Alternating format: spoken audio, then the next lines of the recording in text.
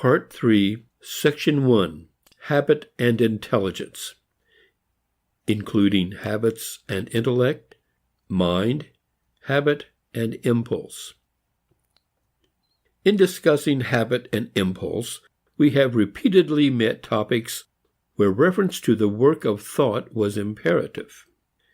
Explicit consideration of the place and office of intelligence in conduct can hardly begin otherwise than by gathering together these incidental references and reaffirming their significance.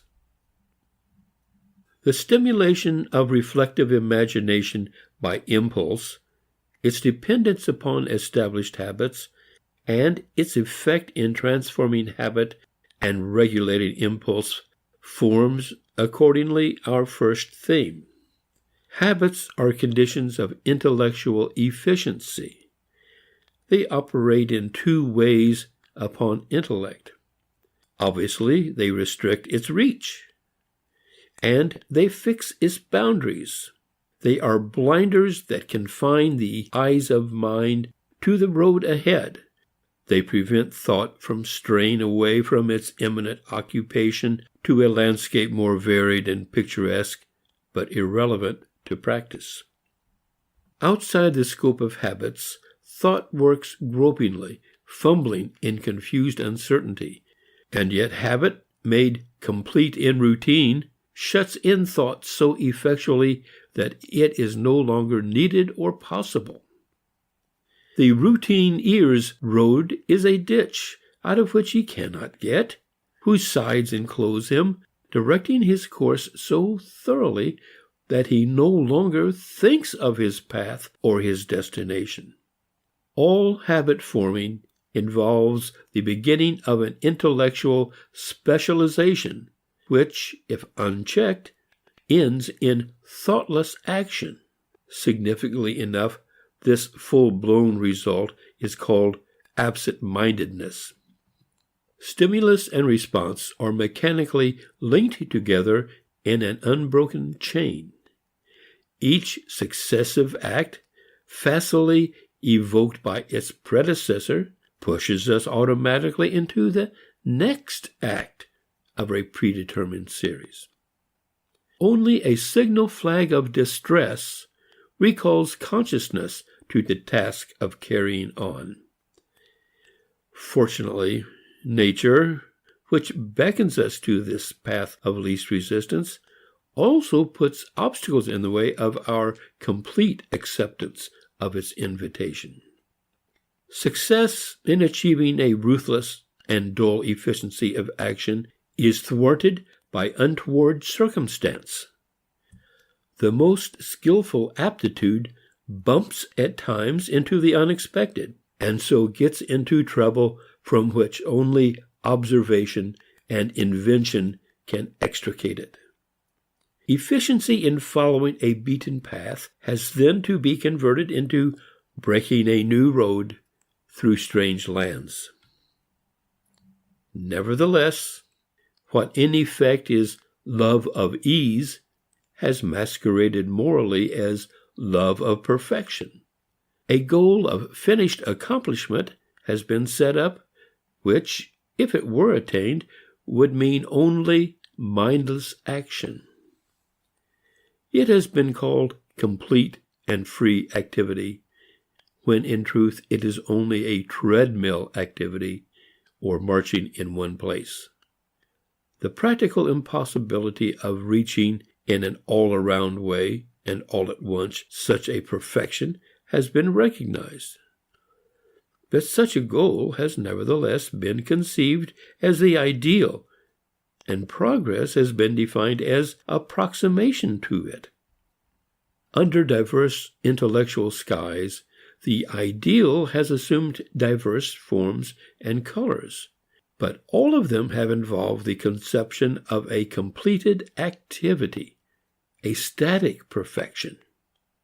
Desire and need have been treated as signs of deficiency, and endeavor as proof not of power, but of incompletion.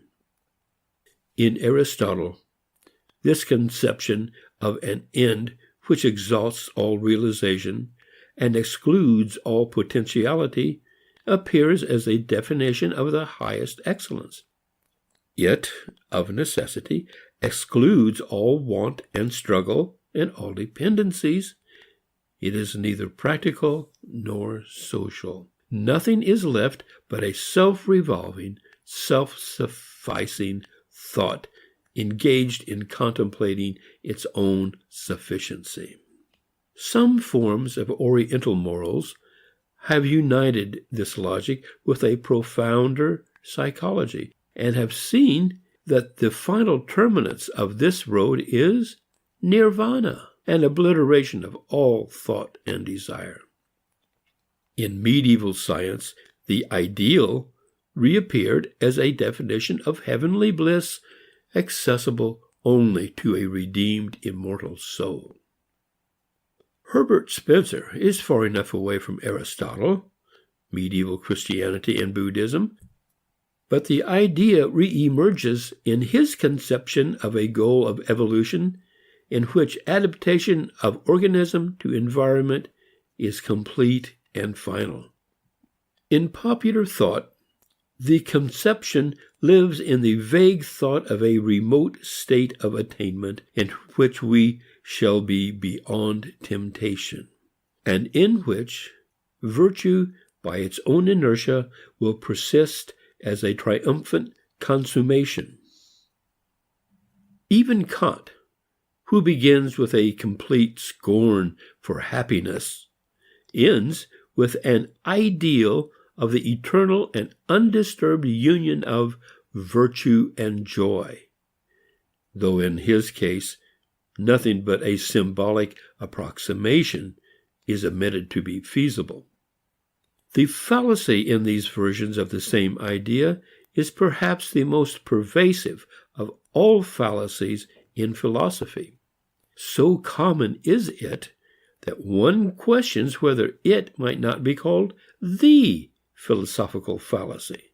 It consists in the supposition that whatever is found true under certain conditions may forthwith be asserted universally or without limits and conditions. Because a thirsty man gets satisfaction in drinking water, bliss consists in being drowned. Because the success of any particular struggle is measured by reaching a point of frictionless action, therefore there is such a thing as an all-inclusive end of effortless, smooth activity endlessly maintained. It is forgotten that success is success of a specific effort, and satisfaction is the fulfillment of a specific demand, so that success and satisfaction become meaningless when severed from the wants and struggles whose consummations they are, or when taken universally.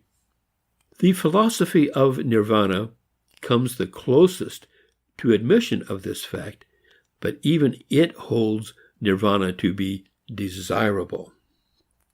Habit is, however, more than a restriction of thought. Habits become negative limits because they are first positive agencies. The more numerous our habits, then the wider is the field of possible observation and foretelling. The more flexible they are, the more refined is perception in its discrimination, and the more delicate the presentation evoked by imagination. The sailor is intellectually at home on the sea, the hunter in the forest, the painter in his studio, and the man of science in his laboratory.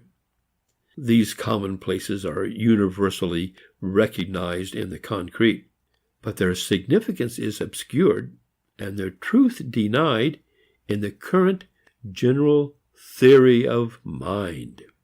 For they mean nothing more or less than that habits formed in the process of exercising biological aptitudes are the sole agents of observation, recollection, foresight, and judgment.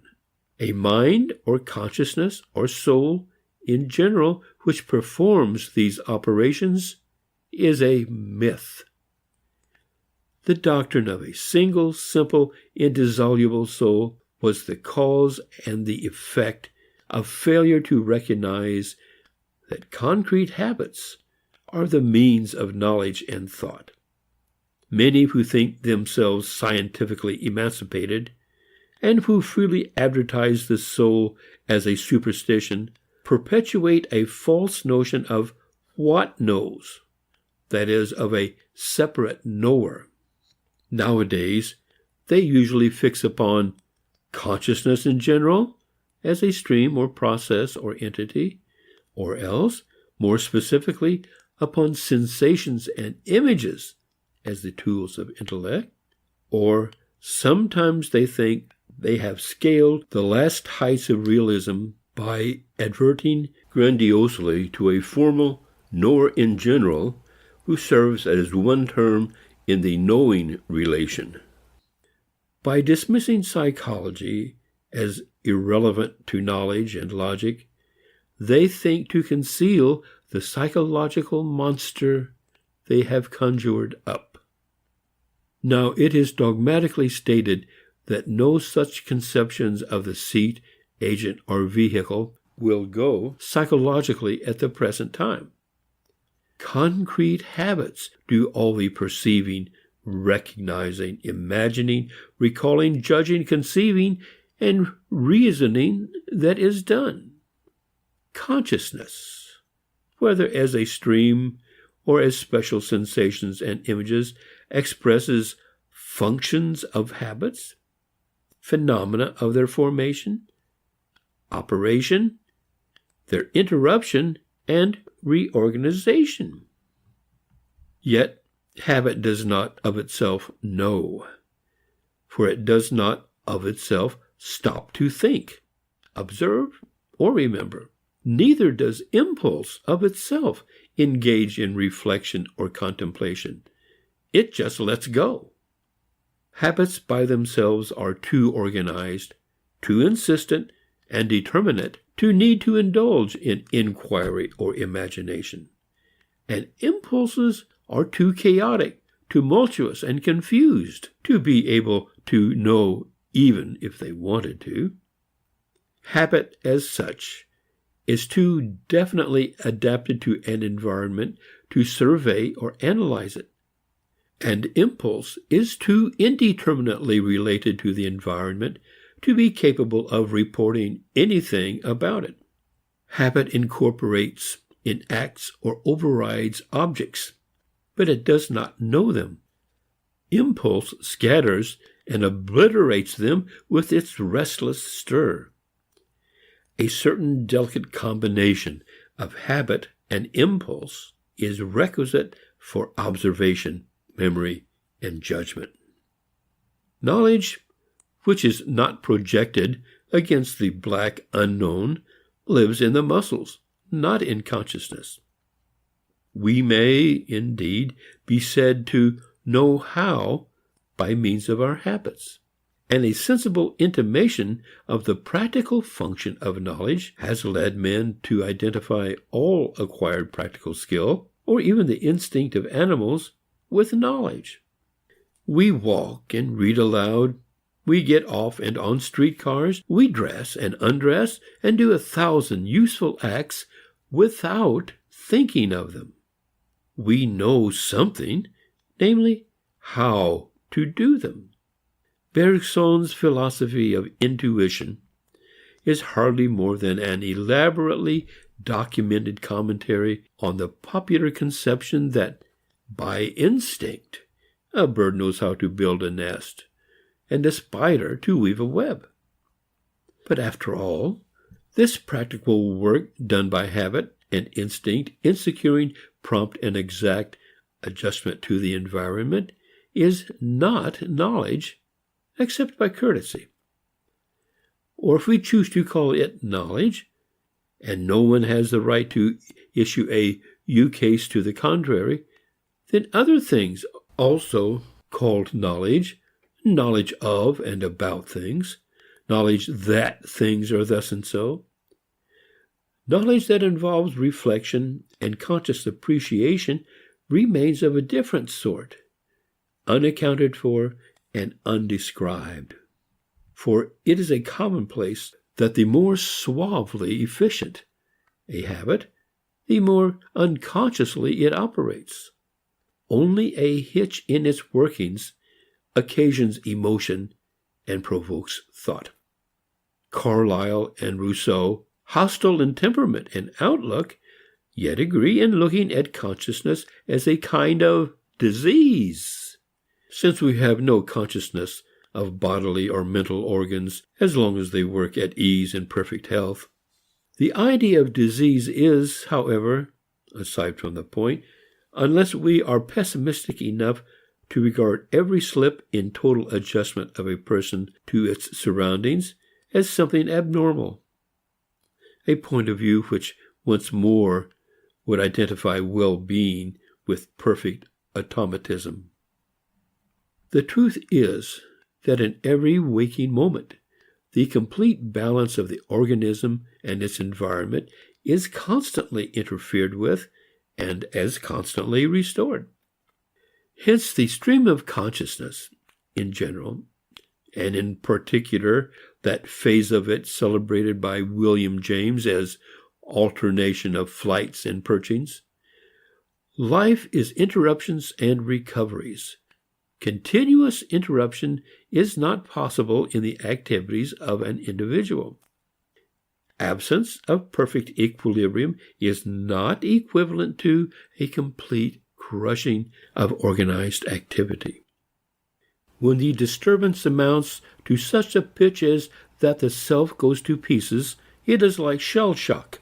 Normally, the environment remains sufficiently in harmony with the body of organized activities to sustain most of them in active function.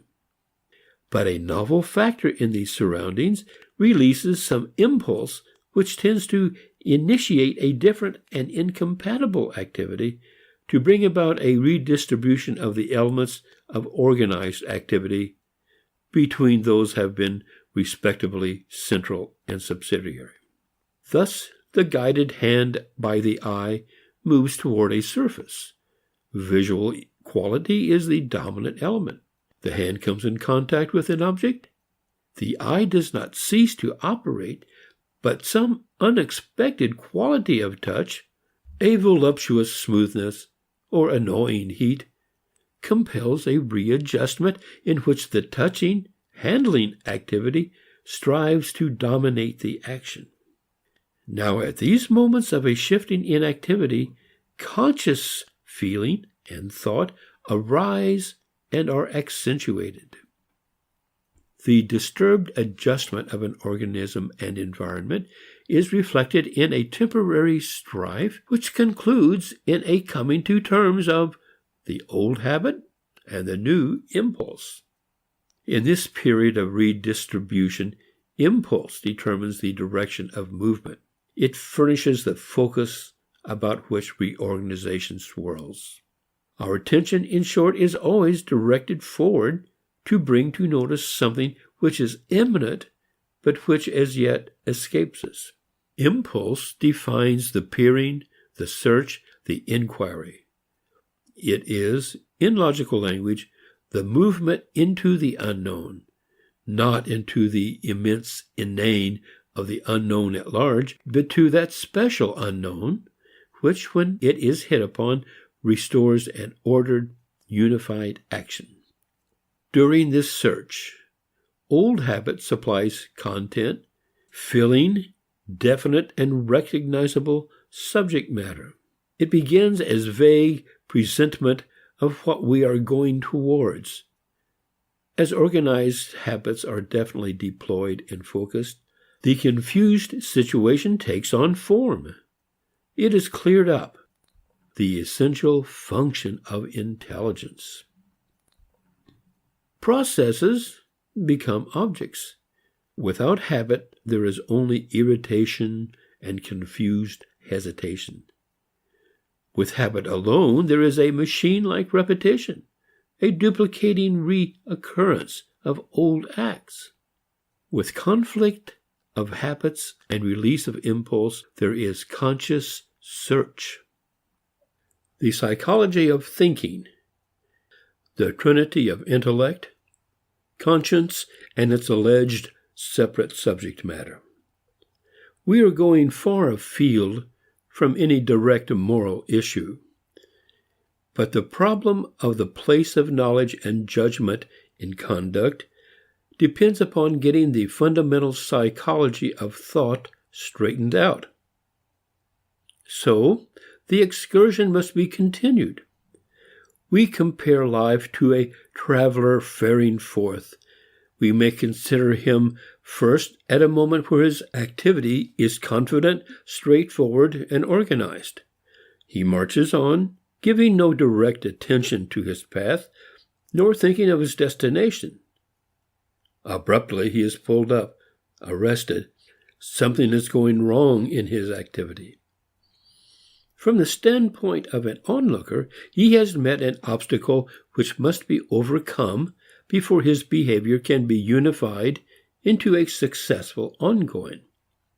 From his own viewpoint, there is shock, confusion, perturbation, and uncertainty. For the moment he doesn't know what hit him, as we say, nor where he is going. But a new impulse is stirred, which becomes the starting point of an investigation, a looking into things, a trying to see them, to find out what is going on. Habits, which are interfered with, begin to get a new direction as they cluster about the impulse to look and see. The blocked habits of locomotion give him a sense of where he was going, of what he had set out to do, and of the ground already traversed. As he looks, he sees definite things which are not just things at large, but which are related to his course of action. The momentum of the activity entered upon persists as a sense of direction, of aim. It is an anticipatory project. In short, he recollects, observes, and plans. The trinity of these forecasts, perceptions, and remembrances form a subject matter of discriminated and identified objects. These objects represent habits turned inside out. They exhibit both the onward tendency of habit and the objective conditions which have been incorporated within it. Sensations in immediate consciousness are elements of action dislocated through the shock of interruption. They never, however, completely monopolize the scene, for there is a body of residual, undisturbed habits which is reflected in remembered and perceived objects having a meaning. Thus, out of shock and puzzlement, there gradually emerges a figured framework of objects, past, present, and future. These shade off variously into a vast penumbra of vague, unfigured things, a setting which is taken for granted and not at all explicitly presented. The complexity of the figured scene in its scope and refinement of contents depends wholly upon prior habits and their organization. The reason a baby can know little and an experienced adult know much when confronting the same things is not because the latter has a mind which the former has not, but because one has already formed habits which the other has still to acquire. The scientific man and the philosopher, like the carpenter, the physician, and politician, know with their habits, not with their consciousness. The latter is eventual, not a source. Its occurrence marks a peculiarly delicate connection between highly organized habits and unorganized impulses. Its contents, or objects observed, recollected, projected, and generalized into principles, represent the incorporated material of habits coming to the surface, because habits are disintegrating at the touch of conflicting impulses. But they also gather themselves together to comprehend impulse and make it effective. This account is more or less strange as psychology, but certain aspects of it are commonplaces in a static logical formulation. It is, for example, almost a truism that knowledge is both synthetic and analytic, a set of discriminated elements connected by relations. This combination of opposite factors of unity and difference, and elements and relations, has been a standing paradox and mystery of the theory of knowledge. It will remain so until we connect the theory of knowledge with an empirically verifiable theory of behavior. The steps of this connection have been sketched, and we may enumerate them. We know at such times as habits are impeded, when a conflict is set up in which impulse is released. So far as this impulse sets up a definite forward tendency, it constitutes the forward, prospective character of knowledge. In this phase, unity or synthesis is found. We are striving to unify our responses to achieve a consistent environment which will restore unity of conduct. Unity and relations are prospective. They mark out lines converging to a focus. They are ideal. But what we know, the objects that present themselves with definiteness and assurance, are retrospective. They are the conditions which have been mastered and incorporated in the past. They are elements discriminated and analytic just because old habits, so far as they are checked, are also broken into objects which define the obstruction of ongoing activity. They are real, not ideal. Unity is something sought. Split or division is something given at hand. Were we to carry the same psychology into detail, we should come upon the explanation of perceived particulars and conceived universals, of the relation of discovery and proof, induction and deduction, the discrete and the continuous. Anything approaching an adequate discussion is too technical to be here in place. But the main point, however technical and abstract it may be in statement, is of far-reaching importance for everything concerned with moral beliefs, conscience, and judgments of right and wrong. The most general, if vaguest, issue concerns the nature of the organ of moral knowledge. As long as knowledge in general is thought to be the work of a special agent, whether soul, consciousness, intellect, or a knower in general, there is a logical propulsion toward postulating a special agent for knowledge of moral distinctions. Consciousness and conscience have more than a verbal connection. If the former is something in itself, a seat or power which antecedes intellectual functions, why should not the latter be also a unique faculty with its own separate jurisdiction? If reason in general is independent of empirically verifiable realities of human nature, such as instincts and organized habits, then why should there not also exist a moral or practical reason independent of natural operations? On the other hand, if it is recognized that knowing is carried on through the medium of natural factors, the assumption of special agencies for moral knowing becomes outlawed and incredible. Now, the matter of the existence or non-existence of such special agencies is no technically remote matter. The belief in a separate organ involves belief in a separate and independent subject matter. The question fundamentally at issue is nothing more or less than whether moral values, regulations, principles, and objects form a separate and independent domain, or whether they are part and parcel of a normal development of a life process. These considerations explain why the denial of a separate organ of knowledge, of a separate intellect or impulse toward knowing, is not the willful Philistinism it is sometimes alleged to be. There is, of course, a sense in which there is a distinctive impulse, or rather habitual disposition, to know. But in the same sense, there is an impulse to aviate, to run a typewriter, or write stories for magazines.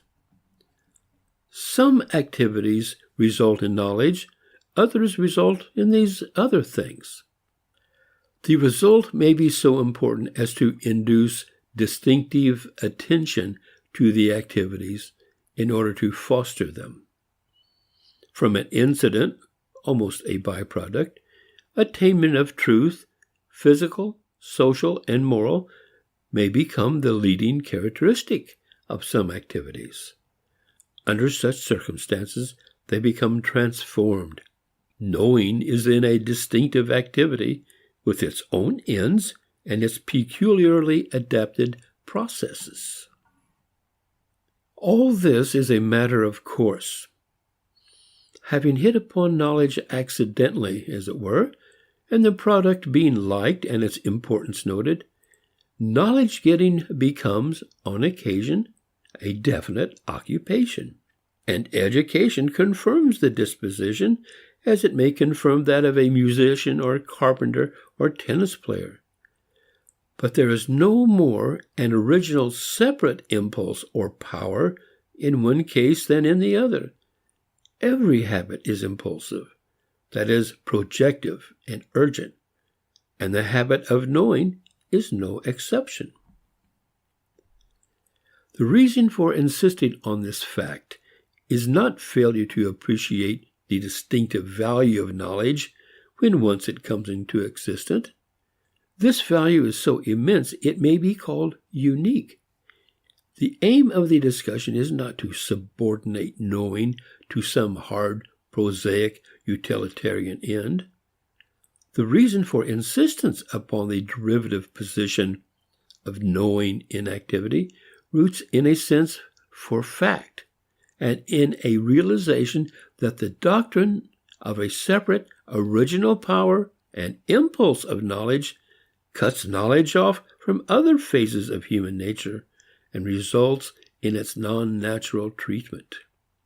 The isolation of intellectual disposition from concrete empirical facts of biological impulse and habit formation entails a denial of the continuity of mind with nature. Aristotle asserted that the faculty of pure knowing enters a man from without as through a door. Many since his day have asserted that knowing and doing have no intrinsic connection with one another. Reason is asserted to have no responsibility to experience. Conscience is said to be a sublime oracle independent of education and social influences. All of these views follow naturally from a failure to recognize that all knowing, judgment, and belief represent an acquired result of the workings of natural impulses in connection with environment. Upon the ethical side, as has been intimated, the matter at issue concerns the nature of conscience. Conscience has been asserted by orthodox moralists to be unique in origin and subject matter.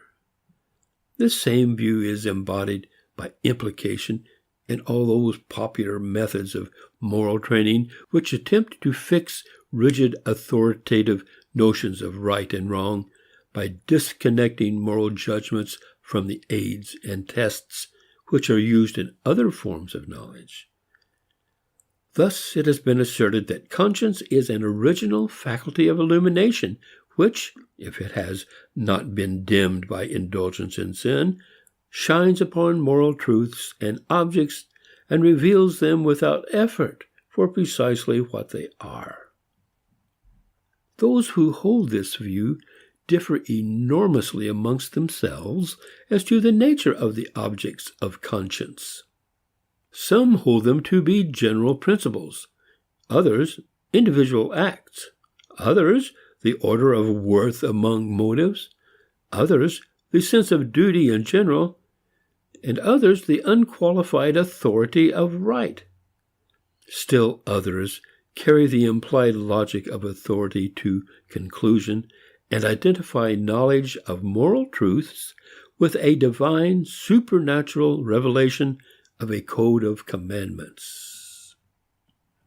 But among these diversities there is agreement about one fundamental. There must be a separate, non-natural faculty of moral knowledge because the things to be known, the matters of right and wrong, good and evil, obligation and responsibility, form a separate domain, separate, that is, from that of ordinary action in its usual human and social significance. The latter activities may be prudential, political, scientific, or economic. But from the standpoint of these theories, they have no moral meaning until they are brought under the purview of this separate, unique department of our nature. It thus turns out that the so-called intuitional theories of moral knowledge concentrate in themselves all the ideas which are subject to criticism in these pages, namely the assertion that morality is distinct in origin, working, and destiny from the natural structure and career of human nature. This fact is the excuse, if excuse be desired, for a seemingly technical excursion that links intellectual activity with the conjoint operation of habit and impulse. Part 3, Section 3, The Nature of Deliberation. Deliberation as imaginative rehearsal, preference and choice, strife of reason and passion, nature of reason. So far, the discussion has ignored the fact that there is an influential school of moralists, best represented in contemporary thought by the utilitarians, which also insists upon the natural, empirical character of moral judgments and beliefs. But unfortunately, this school has followed a false psychology and has tended, by calling out a reaction, actually to strengthen the hands of those who persist in assigning to morals a separate domain of action and in demanding a separate agent of moral knowledge. The essentials of this false psychology consist in two traits. The first, that knowledge originates from sensations instead of from habits and impulses, and the second, that judgment about good and evil in action consists in calculation of agreeable and disagreeable consequences of profit and loss. It is not surprising that this view seems to many to degrade morals as well as to be false to facts. If the logical outcome of an empirical view of moral knowledge is that all morality is concerned with calculating what is expedient, politic, or prudent, measured by consequences in the ways of pleasurable and painful sensations, then, say moralists of the orthodox school, we will have naught to do with such a sordid view. It is a reduction to the absurd of its premises. We will have a separate department for morals and a separate organ of moral knowledge. Our first problem is then to investigate the nature of ordinary judgments upon what it is best or wise to do, or in ordinary language, the nature of deliberation. We begin with a summary assertion that deliberation is a dramatic rehearsal in imagination of various competing possible lines of action. It starts from the blocking of efficient, overt action due to that conflicts of prior habit and newly released impulse to which reference has been made. Then each habit, each impulse involved in the temporary suspense of overt action takes its turn in being tried out. Deliberation is an experiment in finding out what the various lines of possible action really are like. It is an experiment in making various combinations of selected elements of habits and impulses to see what the resultant action would be like if it were entered upon. But the trial is in imagination, not in overt fact. The experiment is carried on by tentative rehearsals in thought, which do not affect physical facts outside the body. Thought runs ahead and foresees outcomes, and thereby avoids having to await the instruction of actual failure and disaster. An act overtly tried out is irrevocable. Its consequences cannot be blotted out. An act tried out in imagination is not final or fatal. It is retrievable. Each conflicting habit and impulse takes its turn in projecting itself upon the screen of imagination. It unrolls a picture of its future history, of the career it would have if it were given head. Although overt exhibition is checked by the pressure of contrary propulsive tendencies, this very inhibition gives habit a chance at manifestation in thought. Deliberation means precisely that activity is disintegrated and that its various elements hold one another up.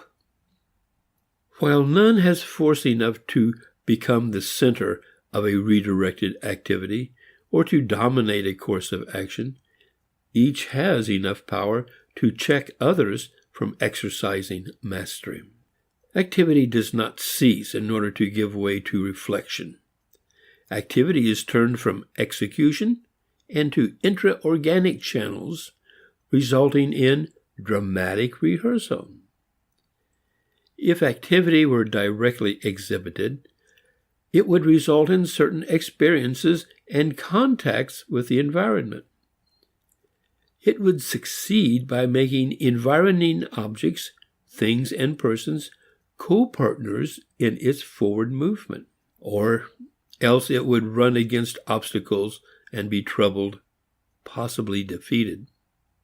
These experiences of contact with objects and their qualities give meaning and character to an otherwise fluid, unconscious activity. We find out what seeing means by the objects which are seen.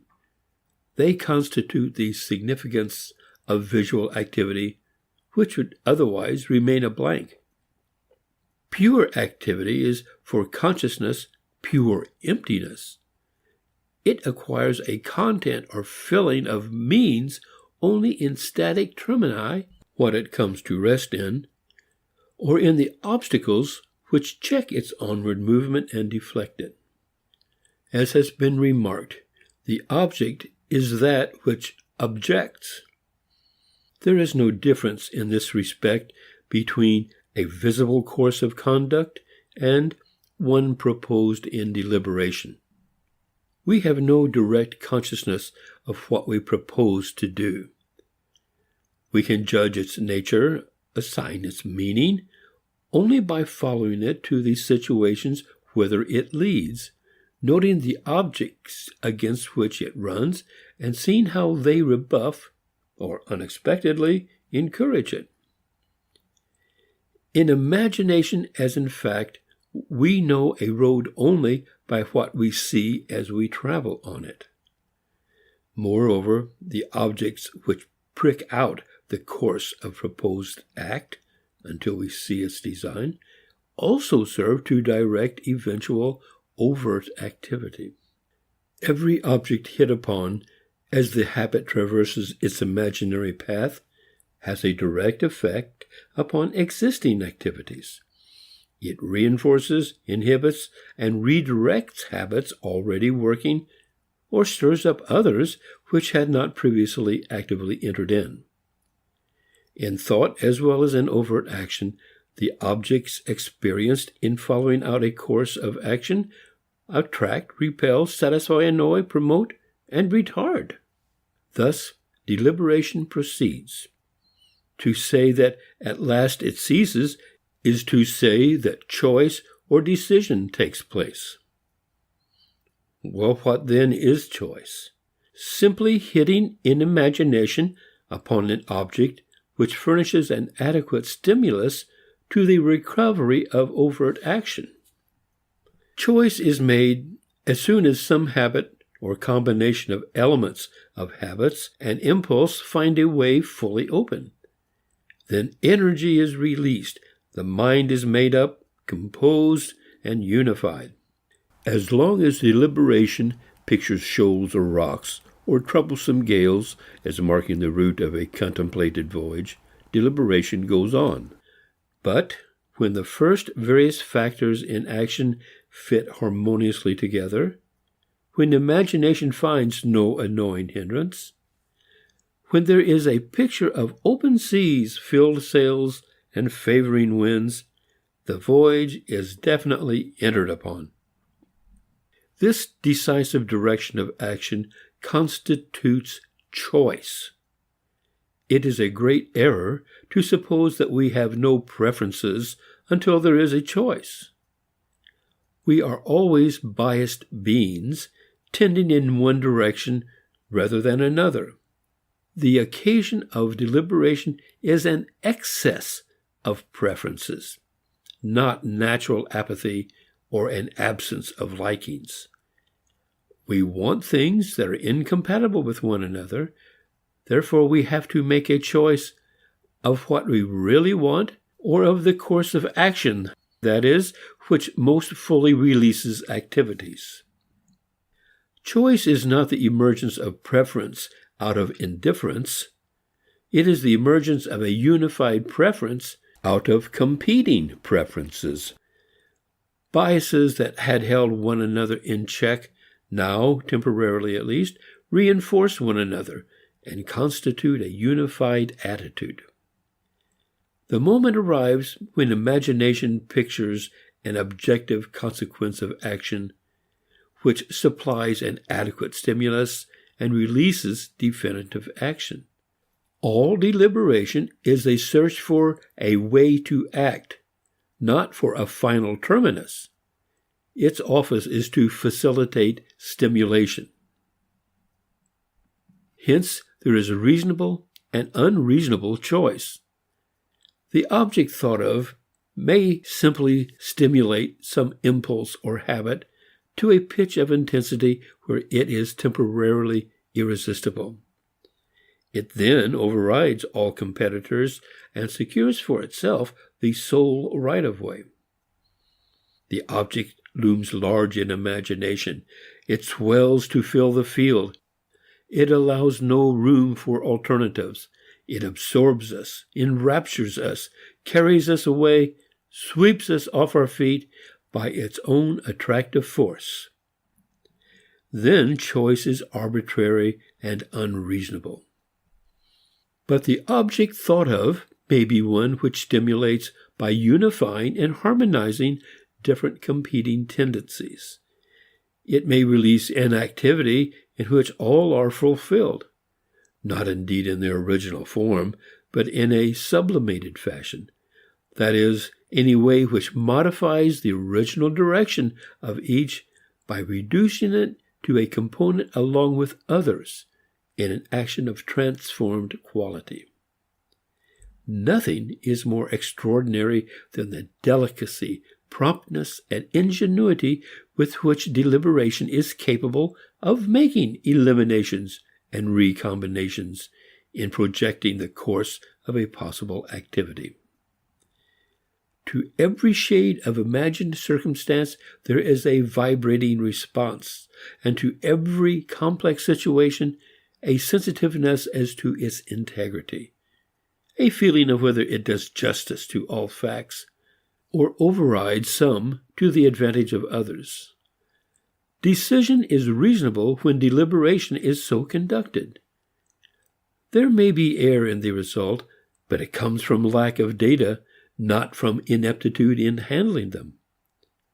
These facts give us the key to the old controversy as to the respective places of desire and reason in conduct. It is notorious that some moralists have deplored the influence of desire.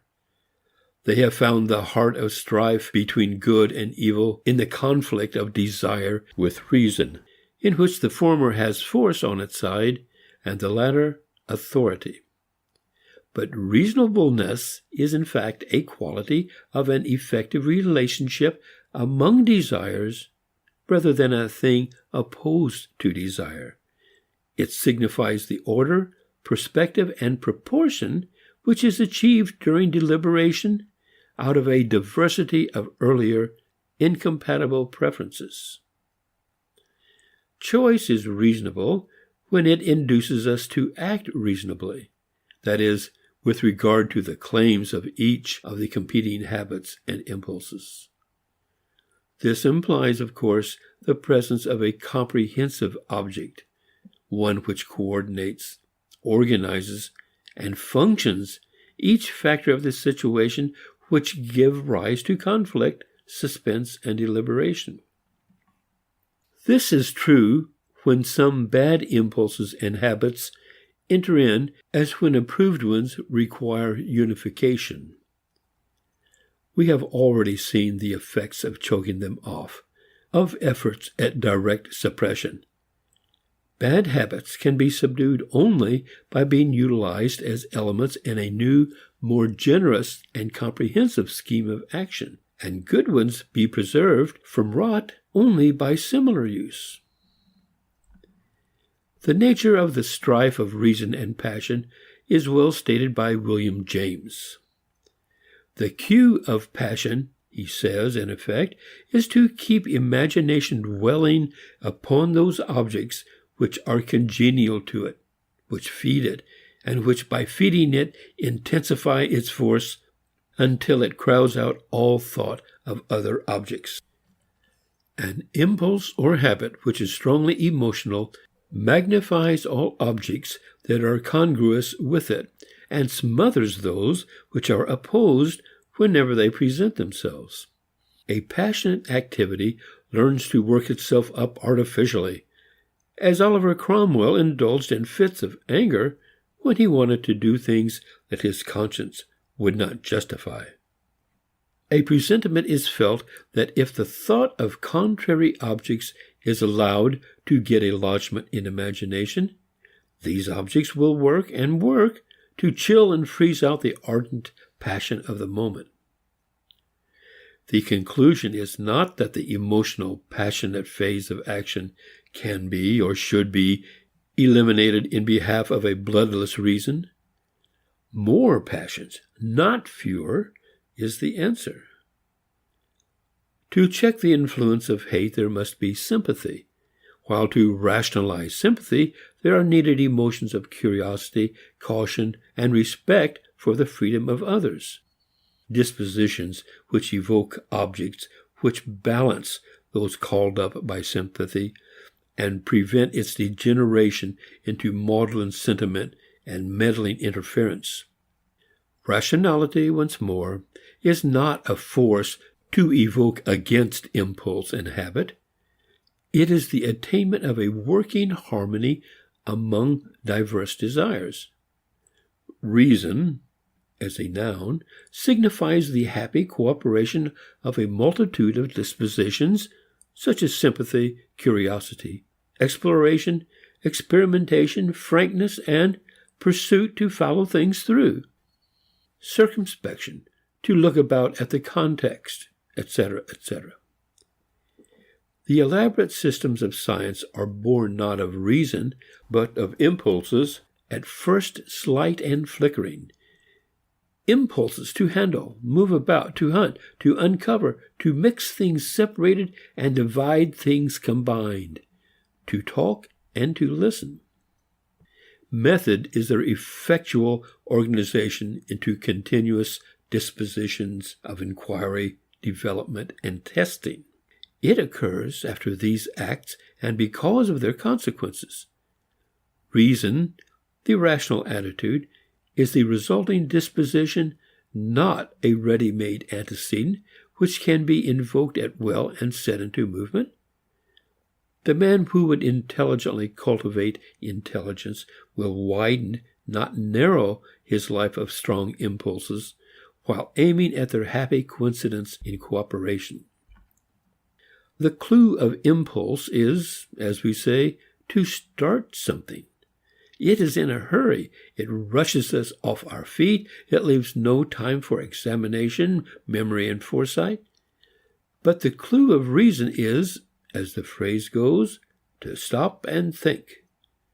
Force, however, is required to stop the ongoing of a habit or impulse. This is supplied by another habit. The resulting period of delay, of suspended and postponed overt action, is the period in which activities that are refused direct outlet project imaginative counterparts. It signifies, in technical phrase, the mediation of impulse. For an isolated impulse is immediate, narrowing the world down to the directly present. Variety of competing tendencies enlarges the world. It brings a diversity of considerations before the mind and enables action to take place finally in view of an object which is generously conceived and delicately refined and composed by a long process of selections and combinations. In popular phrase, to be deliberate is to be slow, unhurried. It takes time to put objects in order. There are, however, vices of reflection as well as of impulse. We may not look far enough ahead because we are hurried into action by stress of impulse. But we may also become over-interested in the delights of reflection. We become afraid of assuming the responsibilities of decisive choice and action, and in general be sicklied over by a pale cast of thought. We may become so curious about remote and abstract matters that we give only a begrudged, impatient attention to the things right about us.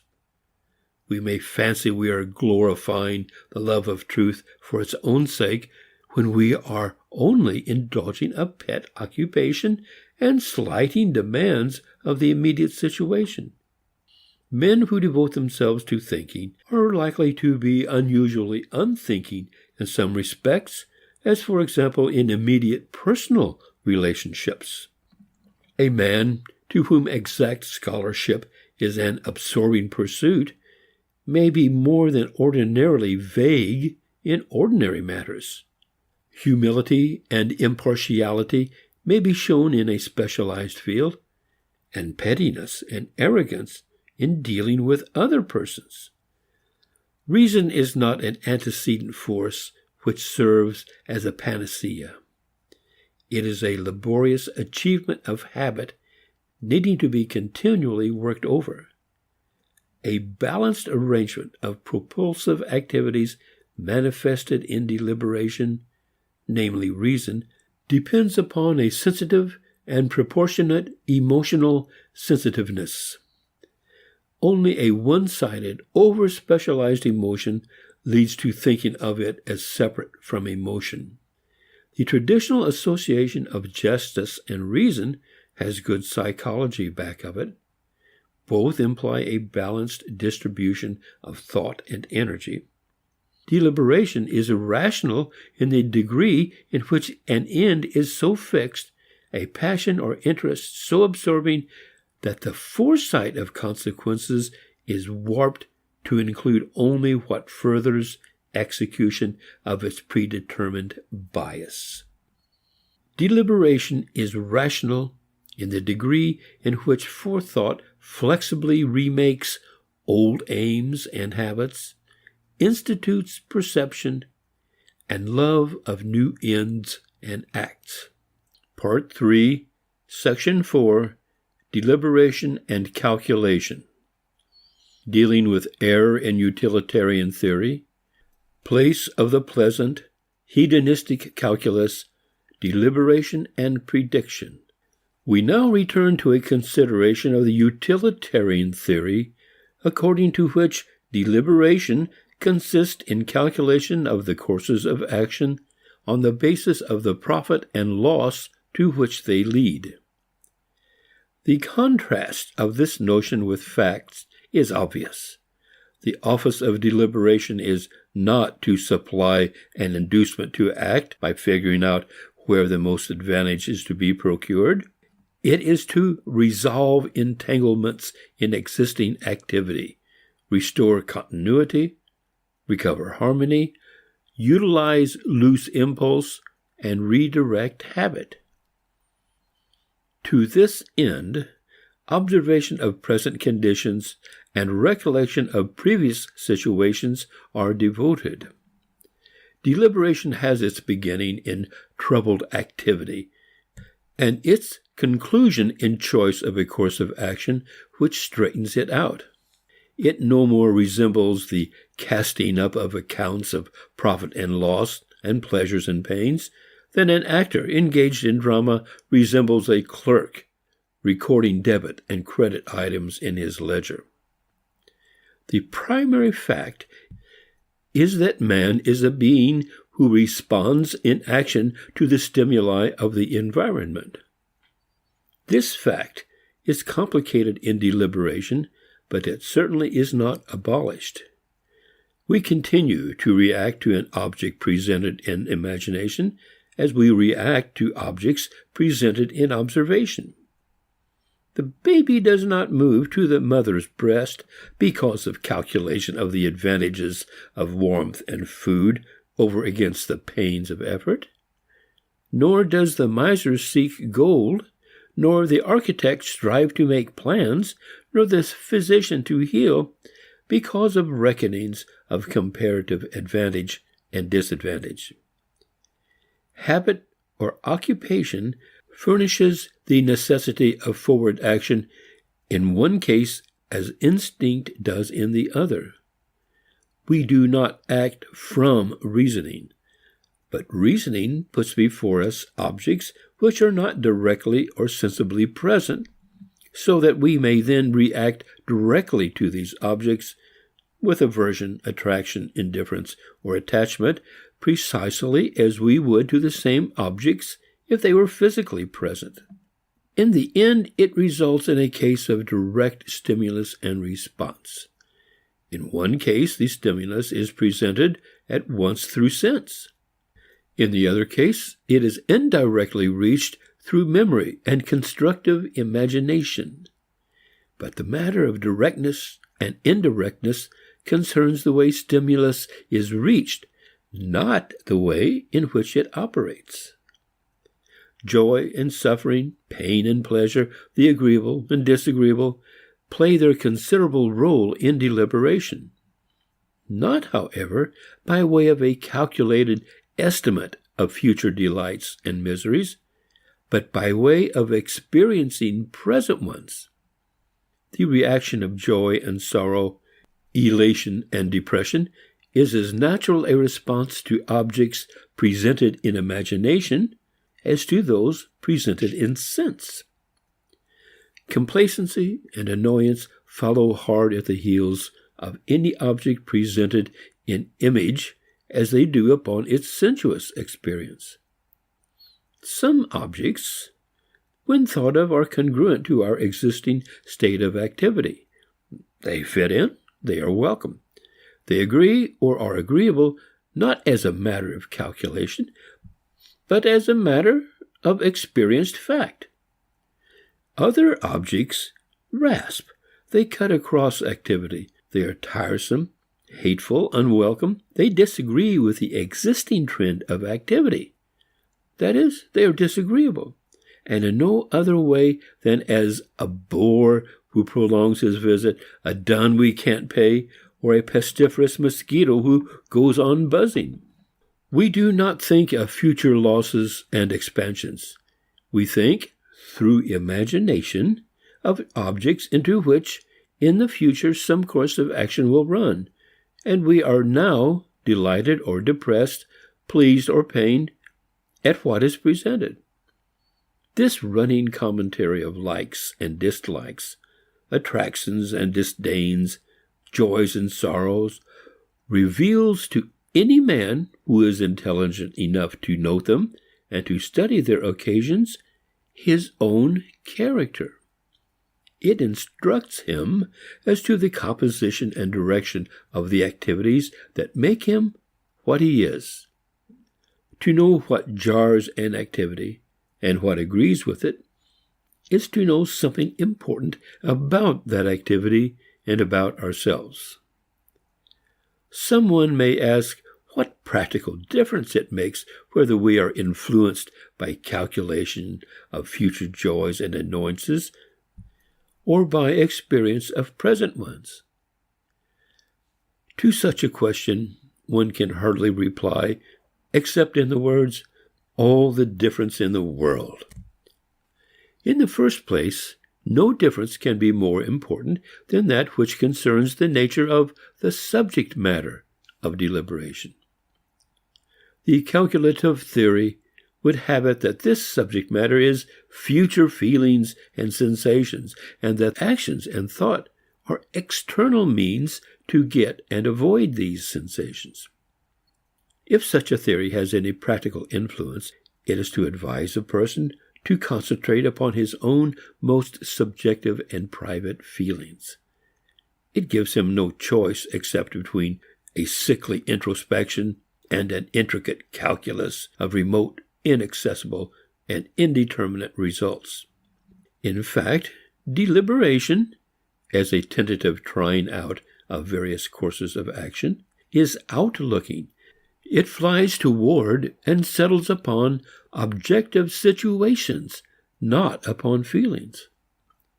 No doubt, we sometimes fall to deliberating upon the effect of an action upon our future feelings, thinking of a situation mainly with reference to the comforts and discomforts it will excite in us.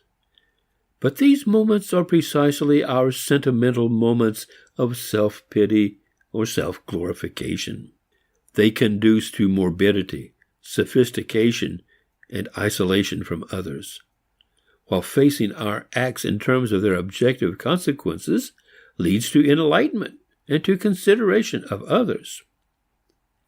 The first objection, therefore, to deliberation as a calculation of future feelings is that if it is consistently adhered to, it makes an abnormal case the standard one. If, however, an objective estimate is attempted, thought gets speedily lost and a task impossible of achievement. Future pleasures and pains are influenced by two factors which are independent of present choice and effort. They depend on our own state at some future moment and upon the surrounding circumstances of that moment. Both of these are variables which change independently of present resolve and action. They are much more important determinants of future sensations than is anything which can now be calculated. Things sweet in anticipation are bitter in actual taste, and things we now turn from in aversion are welcome at another moment in our career.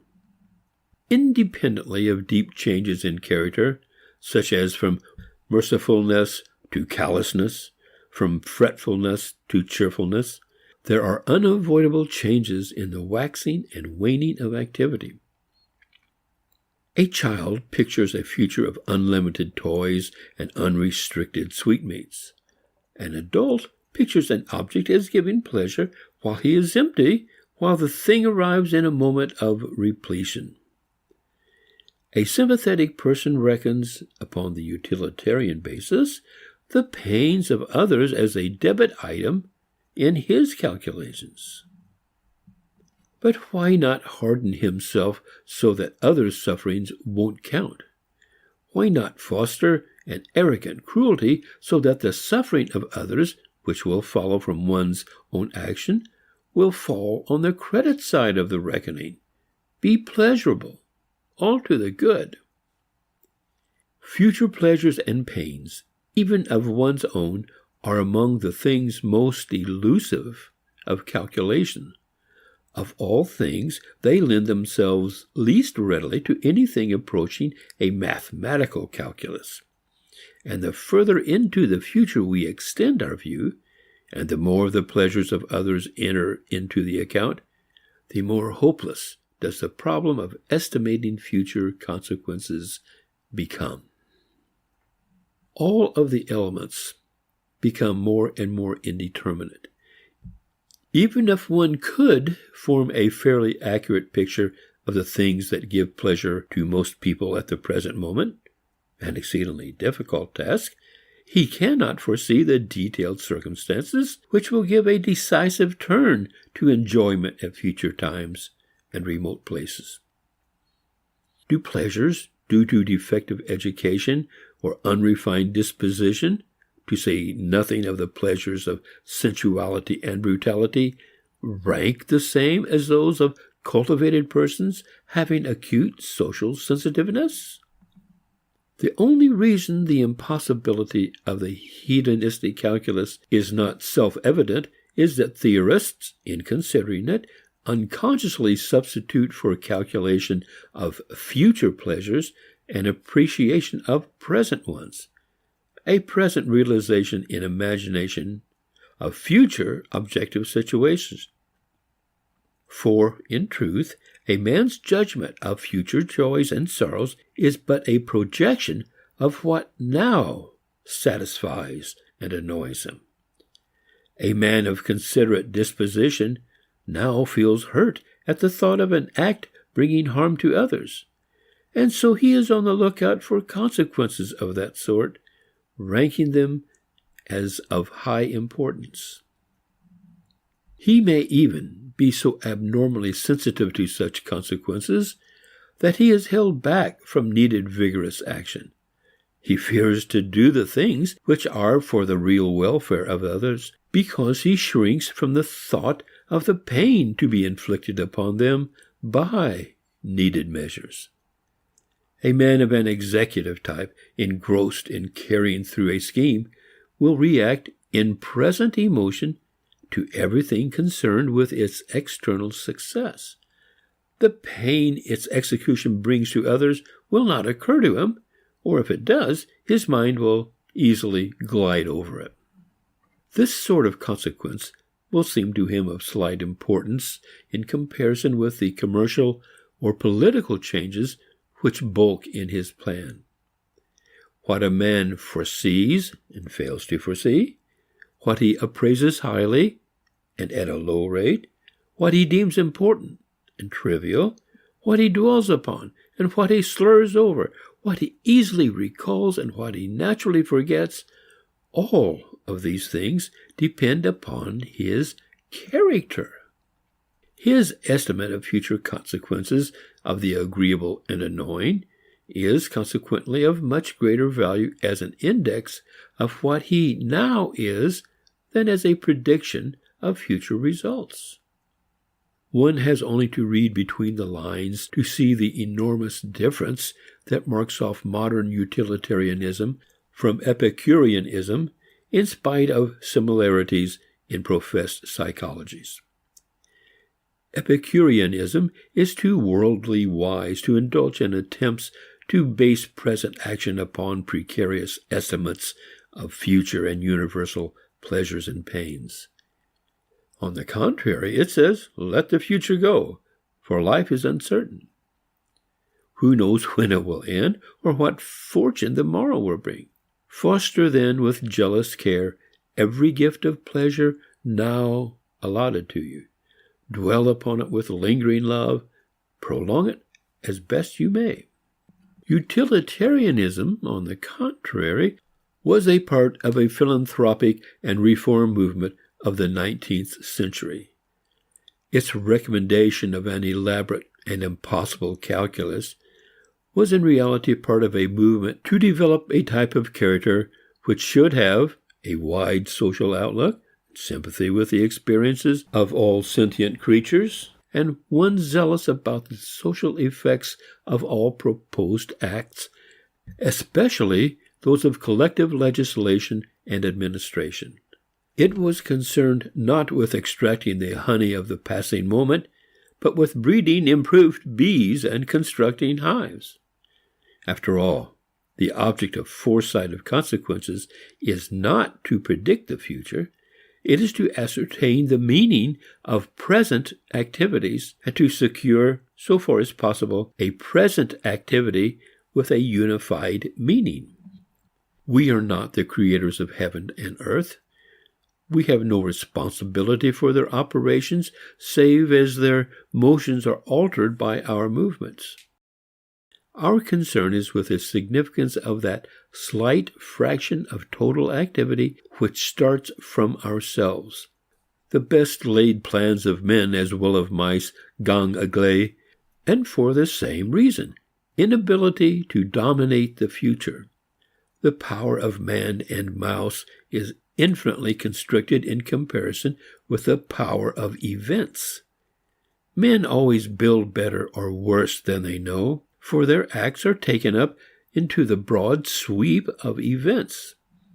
Hence, the problem of deliberation is not to calculate future happenings, but to appraise the present proposed actions. We judge present desires and habits by their tendency to produce certain consequences. It is our business to watch the course of our action so as to see what is the significance, the import of our habits and dispositions. The future outcome is not certain, but neither is it certain what the present fire will do in the future. It may be unexpectedly fed or extinguished, but its tendency is a knowable matter, what it will do under certain circumstances. And so we know what is the tendency of malice, charity, conceit, and patience. We know by observing their consequences, by recollecting what we have observed, by using that recollection in constructive, imaginative forecasts of the future, by using the thought of future consequence to tell the quality of the act now proposed. Deliberation is not calculation of indeterminate future results. The present, not the future, is ours.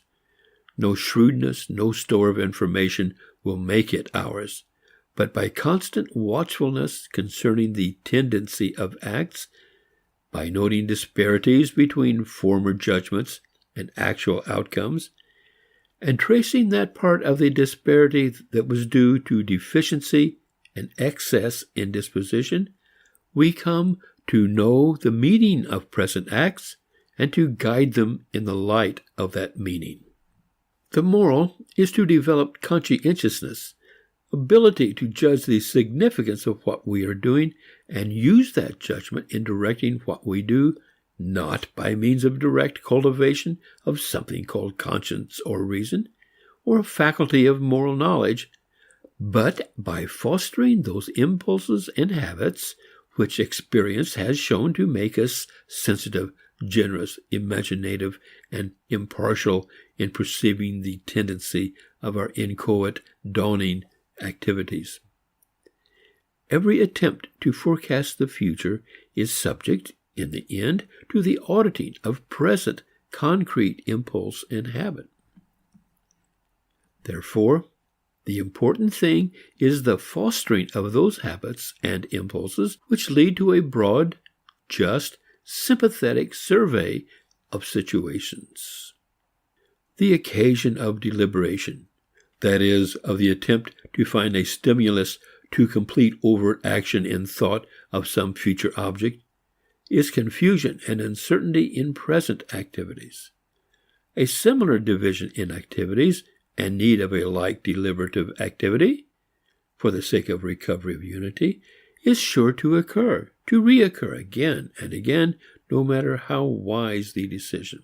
Even the most comprehensive deliberation leading to the most momentous choice only fixes a disposition which has to be continuously applied in new and unforeseen conditions and readapted by future deliberations. Always our old habits and dispositions carry us into new fields. We have to be always learning and relearning the meaning of our active tendencies. Does not this reduce moral life to the futile toil of a Sisyphus who is forever rolling a stone uphill, only to have it roll back so he has to repeat his old task? Yes, judged from progress made in a control of conditions which shall stay put and which excludes the necessity of future deliberations and reconsiderations. No, because continual search and experimentation to discover the meaning of changing activity keeps activity alive, growing in significance. The future situation involved in deliberation is of necessity marked by contingency. What it will be, in fact, remains dependent upon conditions that escape our foresight and power of regulation. But foresight, which draws liberally upon the lessons of past experience, reveals the tendency, the meaning of present action. And once more, it is this present meaning, rather than the future outcome, which counts. Imaginative forethought of the probable consequences of a proposed act keeps that act from sinking below consciousness into routine habit or whimsical brutality. It preserves the meaning of that act alive and keeps it growing in depth and refinement of meaning. There is no limit to the amount of meaning which reflective and meditative habit is capable of importing into even simple acts. Just as the most splendid successes of the skillful executive who manipulates events may be accompanied by an incredibly meager and superficial consciousness. Part 3, Section 5, The Uniqueness of Good. Concerning fallacy of a single good, applied to utilitarianism, profit and personality, means and ends. The reason for dividing conduct into two distinct regions, one of expediency and the other of morality, disappears when the psychology that identifies ordinary deliberation with calculation is disposed of. There is seen to be but one issue involved in all reflection upon conduct: the rectifying of present troubles and the harmonization of present incompatibilities by projecting a course of action which gathers into itself the meaning of them all. The recognition of the true psychology also reveals to us the nature of good or satisfaction. Good consists in the meaning that is experienced to belong to an activity when conflict and entanglement of various incompatible impulses and habits terminate in a unified, orderly release of action. This human good, being a fulfillment of conditioned upon thought, differs from the pleasures which an animal nature, of course we also remain animals so far as we do not think, hits upon accidentally. Moreover, there is a genuine difference between a false good, a spurious satisfaction, and a true good, and there is an empirical test for discovering the difference. The unification which ends thought in act may be only a superficial compromise, not a real decision, but a postponement of the issue. Many of our so-called decisions are of this nature, or it may present, as we have seen, a victory of a temporarily intense impulse over its rivals, a unity by oppression and suppression, not by coordination.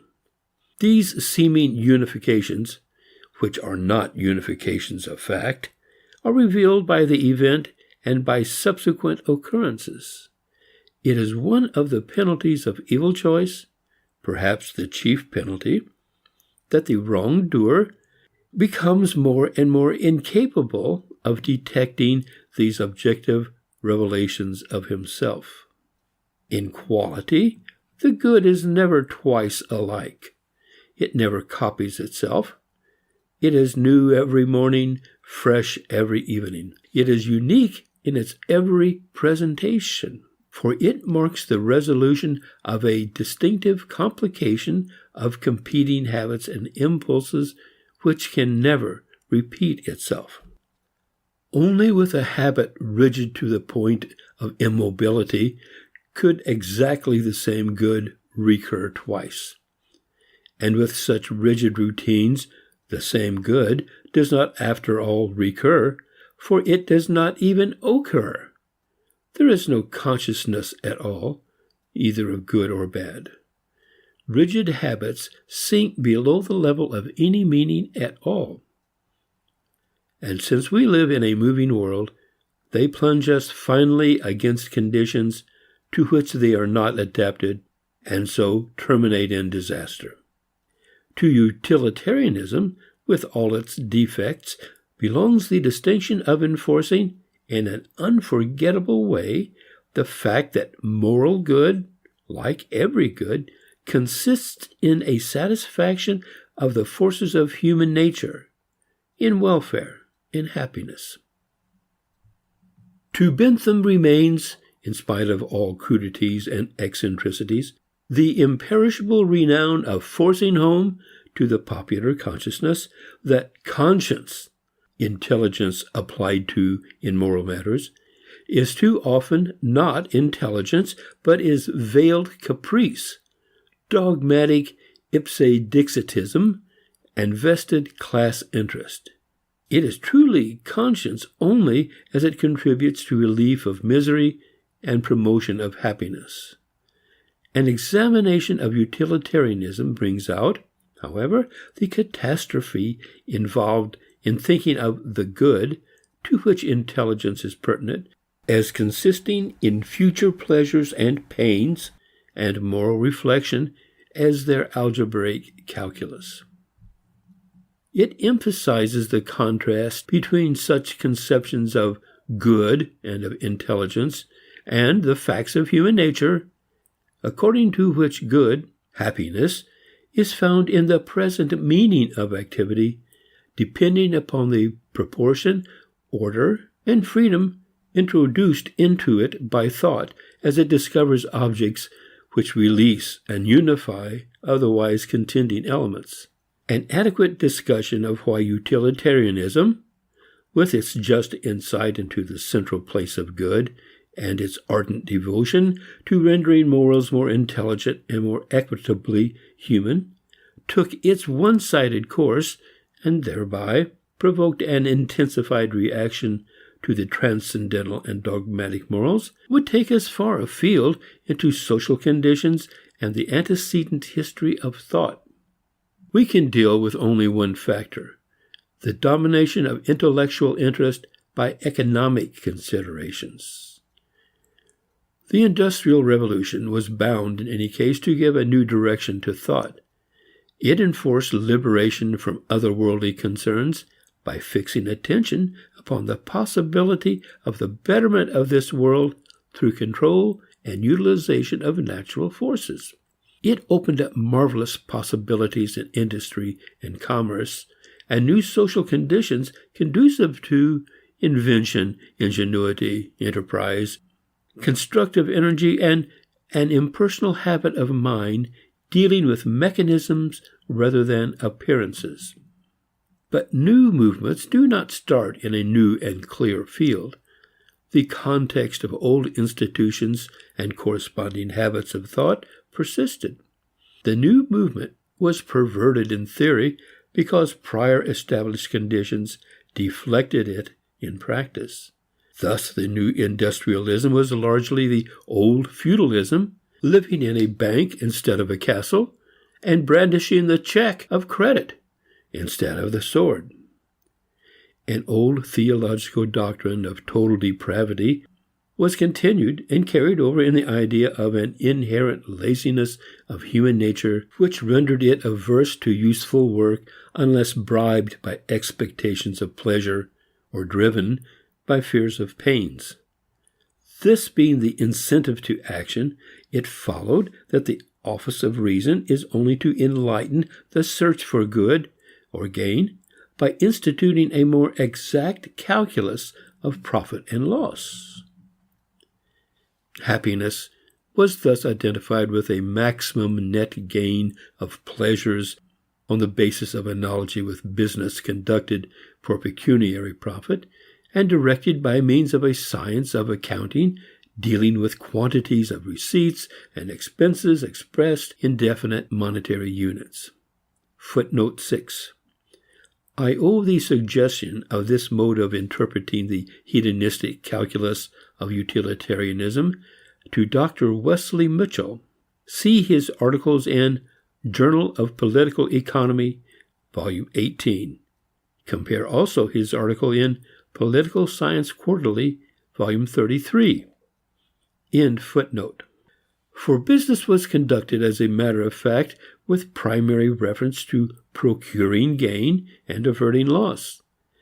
Gain and loss were reckoned in terms of units of money, assumed to be fixed and equal, exactly comparable whether loss or gain occurred, while business foresight reduced future prospects to definitely measured forms, to dollars and cents. A dollar is a dollar, past, present, or future, and every business transaction, every expenditure and consumption of time, energy, and goods is in theory capable of exact statement in terms of dollars. Generalize this point of view into the notion that gain is the object of all action, that gain takes the form of pleasure, that there are definite commensurable units of pleasure which are exactly offset by units of pain, loss, and the working psychology of the Benthamite school is at hand. Now, admitting that the device of money accounting makes possible more exact estimates of the consequences of many acts than is otherwise possible, and that accordingly the use of money and accounting may work a triumph for the application of intelligence in daily affairs. Yet there exists a difference in kind between business calculation of profit and loss and deliberation upon what purposes to form. Some of these differences are inherent and insuperable. Others of them are due to the nature of present business conducted for pecuniary profit, and would disappear if business were conducted primarily for service of needs.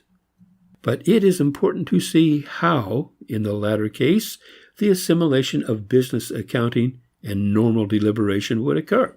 For it would not consist in making deliberation identical with calculation of loss and gain. It would proceed in the opposite direction. It would make accounting and auditing a subordinate factor in discovering the meaning of present activity. Calculation would be a means of stating future results more exactly and objectively, and thus of making action more humane. Its function would be that of statistics in all social science. But first, as to the inherent difference between deliberation regarding business profit and loss and deliberation about ordinary conduct. The distinction between wide and narrow use of reason has already been noted. The latter holds a fixed end in view and deliberates only upon means of reaching it. The former regards the end in view in deliberation as tentative and permits, nay, encourages, the coming into view of consequences which will transform it and create a new purpose and plan. Now, business calculation is obviously of the kind where the end is taken for granted and does not enter into deliberation. It resembles the case in which a man has already made his final decision, say, to take a walk, and deliberates only upon what walk to take. His end in view already exists. It is not questioned. The question is as to comparative advantages of this tramp or that.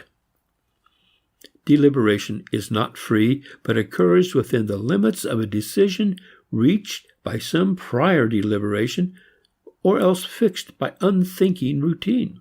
Suppose, however, that a man's question is not which path to walk upon, whether to walk or to stay with a friend whom continued confinement has rendered peevish and uninteresting as a companion.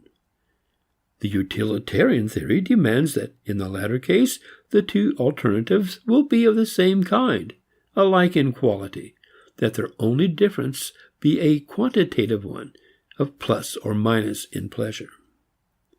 This assumption that all desires and dispositions, all habits and impulses, are the same in quality is equivalent to the assertion that no real significant conflict among them is possible, and hence there is no need of discovering an object and an activity which will bring them into unity.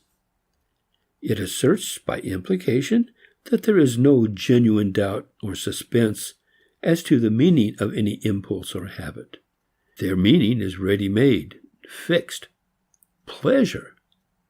The only problem or doubt is as to the amount of pleasure or pain that is involved. This assumption does violence to fact. The poignancy of situations that evoke reflection lies in the fact that we really do not know the meaning of the tendencies that are pressing for action. We have to search, to experiment. Deliberation is a work of discovery. Conflict is acute. One impulse carries us one way into one situation, and another impulse takes us another way to a radically different objective result. Deliberation is not an attempt to do away with this opposition of quality by reducing it to one of amount. It is an attempt to uncover the conflict in its full scope and bearing. What we want to find out is what difference each impulse and habit imports, to reveal qualitative incompatibilities by detecting the different courses to which they commit us, the different dispositions they form and foster, the different situations into which they plunge us. In short, the thing actually at stake in any serious deliberation is not a difference of quantity, but what kind of person one is to become, what sort of self is in the making, and what kind of a world is making. This is plain enough in those crucial decisions where the course of life is thrown into widely different channels, where the pattern of life is rendered different and diversely dyed according as this alternative or that is chosen. Deliberation as to whether to be a merchant or a school teacher, a physician, or a politician is not a choice of quantities. It is just what it appears to be, a choice of careers which are incompatible with one another, within each of which definitive inclusions and rejections are involved. With the difference in career belongs a difference in the constitution of the self, of habits of thought and feeling, as well as of outward action. With it comes profound differences in all future objective relationships. Our minor decisions differ in acuteness and range, but not in principle. Our world does not so obviously hang upon any one of them, but put together they make the world what it is in meaning for each one of us. Crucial decisions can hardly be more than a disclosure of the cumulative force of trivial choices. A radical distinction thus exists between deliberation, where the only question is whether to invest money in this bond or that stock, and deliberation, where the primary decision is as to the kind of activity which is to be engaged in. Definite quantitative calculation is possible in the former case because a decision as to kind or direction of action does not have to be made. It has been decided already, whether by persistence of habit or prior deliberation, that the man is to be an investor. The significant thing in decisions proper, the course of action, the kind of a self simply doesn't enter in. It isn't a question. To reduce all cases of judgment of action to the simplified and comparatively unimportant case of calculation of quantities is to miss the whole point of deliberation. Footnote 7. So far as I am aware, Dr. H.W. Stewart was the first to point out this difference between economic and moral valuations in his essay in Studies in Logical Theory. End of footnote. It is another way of saying the same thing to note that business calculations about pecuniary gain never concern direct use in experience. They are, as such, not deliberations about good or satisfaction at all. The man who decides to put business activity before all other claims whatsoever, before that of family or country, or art or science, does make a choice about satisfaction or good, but he makes it as a man, not as a businessman. On the other hand, what is to be done with business profit when it accrues, except to invest in similar undertakings, does not enter at all into strictly business deliberation.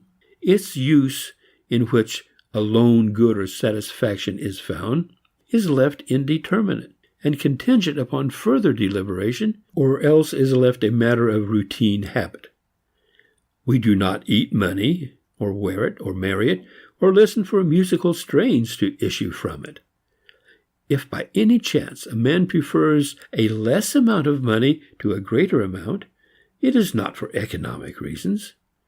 Pecuniary profit in itself, in other words, is always strictly instrumental, and it is of the nature of this instrument to be effective in proportion to size. In choosing with respect to it, we are not making a significant choice, a choice of ends. We have already seen, however, there is something abnormal and in the strict sense impossible in mere means. In, that is, instruments totally dissevered from ends. We may view economic activity in abstraction, but it does not exist by itself. Business takes for granted non-business uses to which its results are to be put. The stimuli for economic activity, in the sense in which business means activity subject to monetary reckoning, are found in non-pecuniary, non-economic activities. Taken by itself, then, economic action throws no light upon the nature of satisfaction and the relation of intelligence to it, because the whole question of satisfaction is either taken for granted or else is ignored by it. Only when money-making is itself taken as a good does it exhibit anything pertinent to the question. And when it is so taken, then the question is not one of future gain, but of present activity and its meaning. Business then becomes an activity carried on for its own sake. It is then a career, a continuous occupation in which are developed daring, adventure, power, rivalry, overcoming of competitors, conspicuous achievement which attracts admiration, play of imagination, technical knowledge, skill in foresight and making combinations, and management of men and goods, and so on. In this case, it exemplifies what has been said about good or happiness as incorporating in itself at present the foreseen future consequences that result from intelligent action. The problem concerns the quality of such good. In short, the attempt to assimilate other activities to the model of economic activity, defined as a calculated pursuit of gain, reverses the state of the facts. The economic man, defined as a creature devoted to an enlightened or calculating pursuit of gain, is morally objectionable because the conception of such a being empirically falsifies empirical facts. Love of pecuniary gain is an undoubted and powerful fact, but it and its importance are affairs of social, not of psychological nature. It is not a primary fact which can be used to account for other phenomena. It depends upon other impulses and habits. It expresses and organizes the use to which they are put. It cannot be used to define the nature of desire, effort, and satisfaction because it embodies a socially selected type of desire and satisfaction. It affords, like steeplechasing or collecting postage stamps, seeking political office, astronomical observation of the heavens, a special case of desire, effort, and happiness. And like them, it is subject to examination, criticism, and valuation in the light of the place it occupies in the system of developing activities. The reason that it is so easy, and for specific purposes, so useful to select economic activities and subject them to separate scientific treatment is because the men who engage in it are men who are also more than businessmen, whose usual habits may be more or less safely guessed at. As human beings, they have desires and occupations which are affected by social custom, expectation, and admiration. The uses to which gains will be put, that is, the current scheme of activities into which they enter as factors, are passed over only because they are so inevitably present. Support of family, of church, philanthropic benefactions, political influence, automobiling, command of luxuries, freedom of movement, respect for others are, in general terms, some of the obvious activities into which economic activity fits. This context of activities enters into the real makeup and meaning of economic activity. Calculated pursuit of gain is in fact never what it is made out to be when economic action is separated from the rest of life. For, in fact, it is what it is because of a complex social environment involving scientific, legal, political, and domestic conditions. A certain tragic fate seems to attend all intellectual movements. That of utilitarianism is suggested in the not infrequent criticism that it exaggerated the role of rational thought in human conduct, and that it assumed that everybody is moved by conscious considerations, and that all that is really necessary is to make the process of consideration sufficiently enlightened. Then it is objected that a better psychology reveals that men are not moved by thought, but rather by instinct and habit. Thus, a partially sound criticism is employed to conceal the one factor in utilitarianism from which we ought to learn something. It is used to foster an obscurantist doctrine of trusting to impulse, instinct, or intuition. Neither the utilitarians nor anyone else can exaggerate the proper office of reflection, of intelligence, in conduct. The mistake lay not here, but in false conception of what constitutes reflection and deliberation. The truth that men are not moved by consideration of self-interest, that men are not good judges of where the interests lie, and are not moved to act by these judgments, cannot properly be converted into the belief that consideration of consequences is a negligible factor in conduct. So far as it is negligible, in fact, it evinces the rudimentary character of civilization. We may indeed safely start from the assumption that impulse and habit, not thought, are the primary determinants of conduct. But the conclusion to be drawn from these facts is that the need is therefore the greater for cultivation of thought. The error of utilitarianism is not at this point. It is found in its wrong conception of what thought, deliberation, is and does.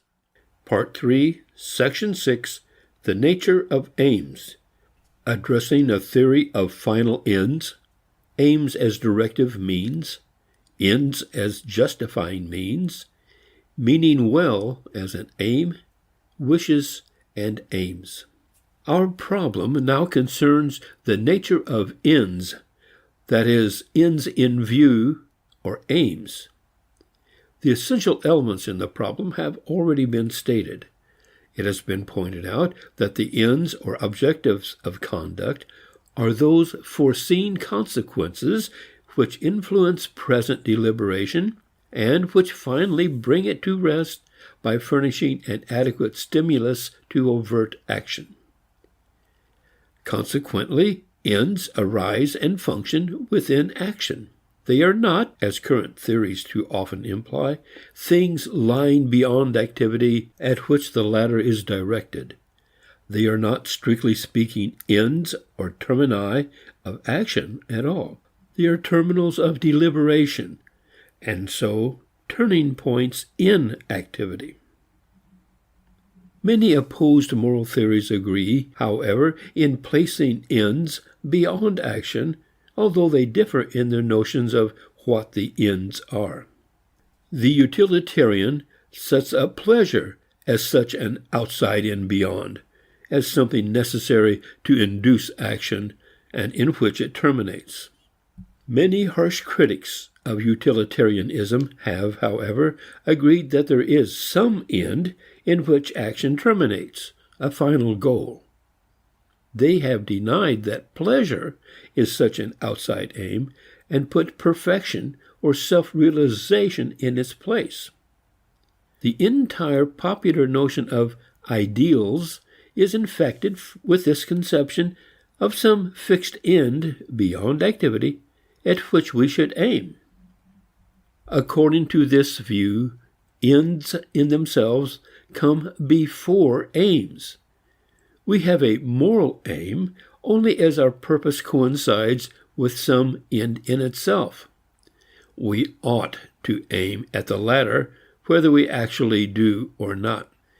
When men believed that fixed ends existed for all normal changes in nature, the conception of similar ends for men was but a special case of a general belief. If the changes in a tree from acorn to full-grown oak were regulated by an end, which was somehow imminent or potential in all the less perfect forms, and if change was simply the effort to realize a perfect or complete form, then the acceptance of a like view for human conduct was consonant with the rest of what passed for science. Such a view, consistent and systematic, was foisted by Aristotle upon Western culture and endured for 2,000 years. When the notion was expelled from natural science by the intellectual revolution of the 17th century, logically it should also have disappeared from the theory of human action. But man is not logical, and his intellectual history is a record of mental reserves and compromises. He hangs on to what he can in his old beliefs, even when he is compelled to surrender their logical basis. So the doctrine of fixed ends in themselves, at which human acts are or should be directed, and by which they are regulated, if they are regulated at all, persisted in morals and was made the cornerstone of orthodox moral theory.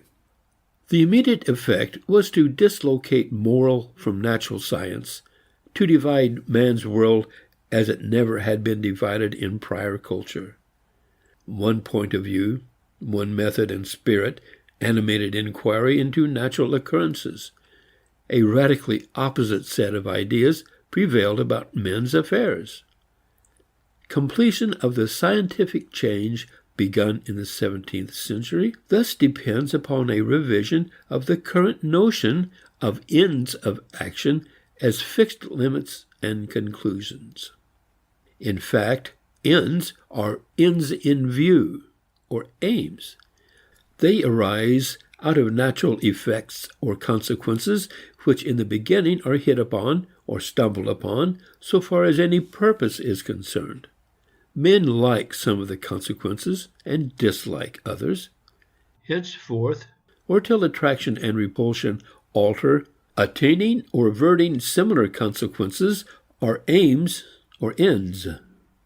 These consequences constitute the meaning and value of an activity as it comes under deliberation. Meantime, of course, imagination is busy. Old consequences are enhanced, recombined, and modified in imagination. Invention operates. Actual consequences, that is, effects which have happened in the past, become possible future consequences of acts still to be performed.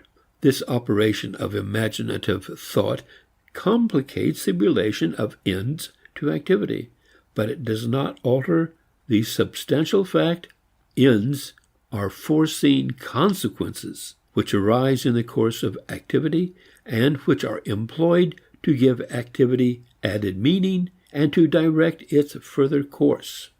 They are in no sense ends of action. In being ends of deliberation, they are redirecting pivots in action. Men shoot and throw. At first, this is done as an instinctive or natural reaction to some situation. The result, when it is observed, gives a new meaning to the activity. Henceforth, men in throwing and shooting think of it in terms of its outcome. They act intelligently or have an end. Liking the activity in its acquired meaning, they not only take aim when they throw instead of throwing at random, but they find or make targets at which to aim. This is the origin and nature of goals of action. They are ways of defining and deepening the meaning of activity. Having an end or aim is thus a characteristic of present activity.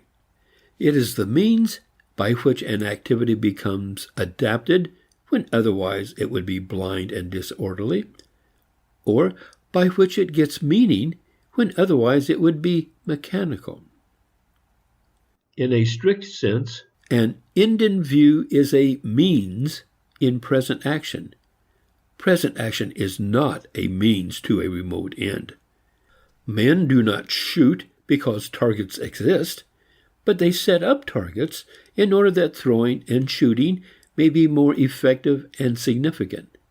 A mariner does not sail toward the stars, but by noting the stars, he is aided in conducting his present activity of sailing. A port or harbor is his objective, but only in the sense of reaching it, not of taking possession of it. The harbor stands in his thought as a significant point at which his activity will need redirection. Activity will not cease when the port is attained, but merely the present direction of activity. The port is as truly the beginning of another mode of activity as it is the termination of the present one. The only reason we ignore this fact is because it is empirically taken for granted. We know without thinking that our ends are perforce beginnings.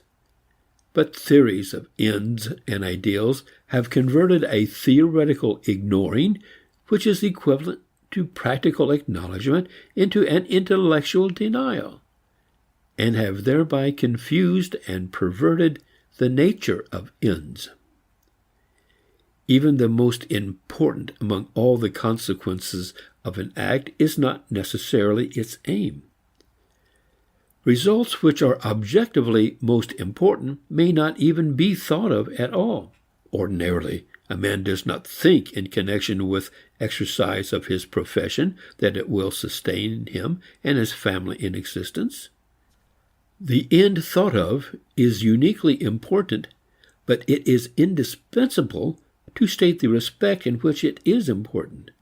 It gives the decisive clue to the act to be performed under the existing circumstances. It is that particular foreseen object that will stimulate the act which relieves existing troubles and straightens out existing entanglements. In a temporary annoyance, even if only that caused by the singing of a mosquito, the thought of that which gives relief may engross the mind in spite of consequences much more important, objectively speaking. Moralists have deplored such facts as evidence of levity. But the remedy, if a remedy be needed, is not found in insisting upon the importance of ends in general. It is found in a change of the dispositions which make things either immediately troublesome or tolerable or agreeable. When ends are regarded as literally ends to action rather than as directive stimuli to present choice, they are frozen and isolated. It makes no difference whether the end is a natural good, like health, or a moral good, like honesty. Set up as complete and exclusive, as demanding and justifying action as a means to itself, it leads to narrowness. In extreme cases, fanaticism, inconsiderateness, arrogance, and hypocrisy. Joshua's reputed success in getting the sun to stand still to serve his desire is recognized to have involved a miracle. But moral theorists constantly assume that the continuous course of events can be arrested at the point of a particular object, that men can plunge with their own desires into the unceasing flow of changes and seize upon some object as their end, irrespective of everything else. The use of intelligence to discover the object that will best operate as a releasing and unifying stimulus in the existing situation is discounted. One reminds oneself that one's end is justice or charity or professional achievement or putting over a deal for a needed public improvement, and further questionings and qualms are stilled.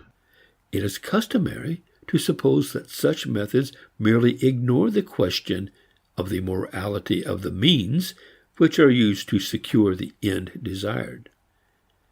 Common sense revolts against the maxim conveniently laid off upon Jesuits or other faraway people that the end justifies the means. There is no incorrectness in saying that the question of means employed is overlooked in such cases, but analysis would go further if it were also pointed out that overlooking means is only a device for failing to note those ends or consequences which, if they were noted, would be seen to be so evil that action would be stopped. Certainly nothing can justify or condemn means except ends, results. But we have to include consequences impartially. Even admitting that lying will save a man's soul, whatever that may mean, it would still be true that lying will have other consequences, namely the usual consequences that follow from tampering with good faith and that lead lying to be condemned. It is willful folly to fasten upon some single end or consequence which is liked, and permit the view of that to blot from perception all other undesired and undesirable consequences.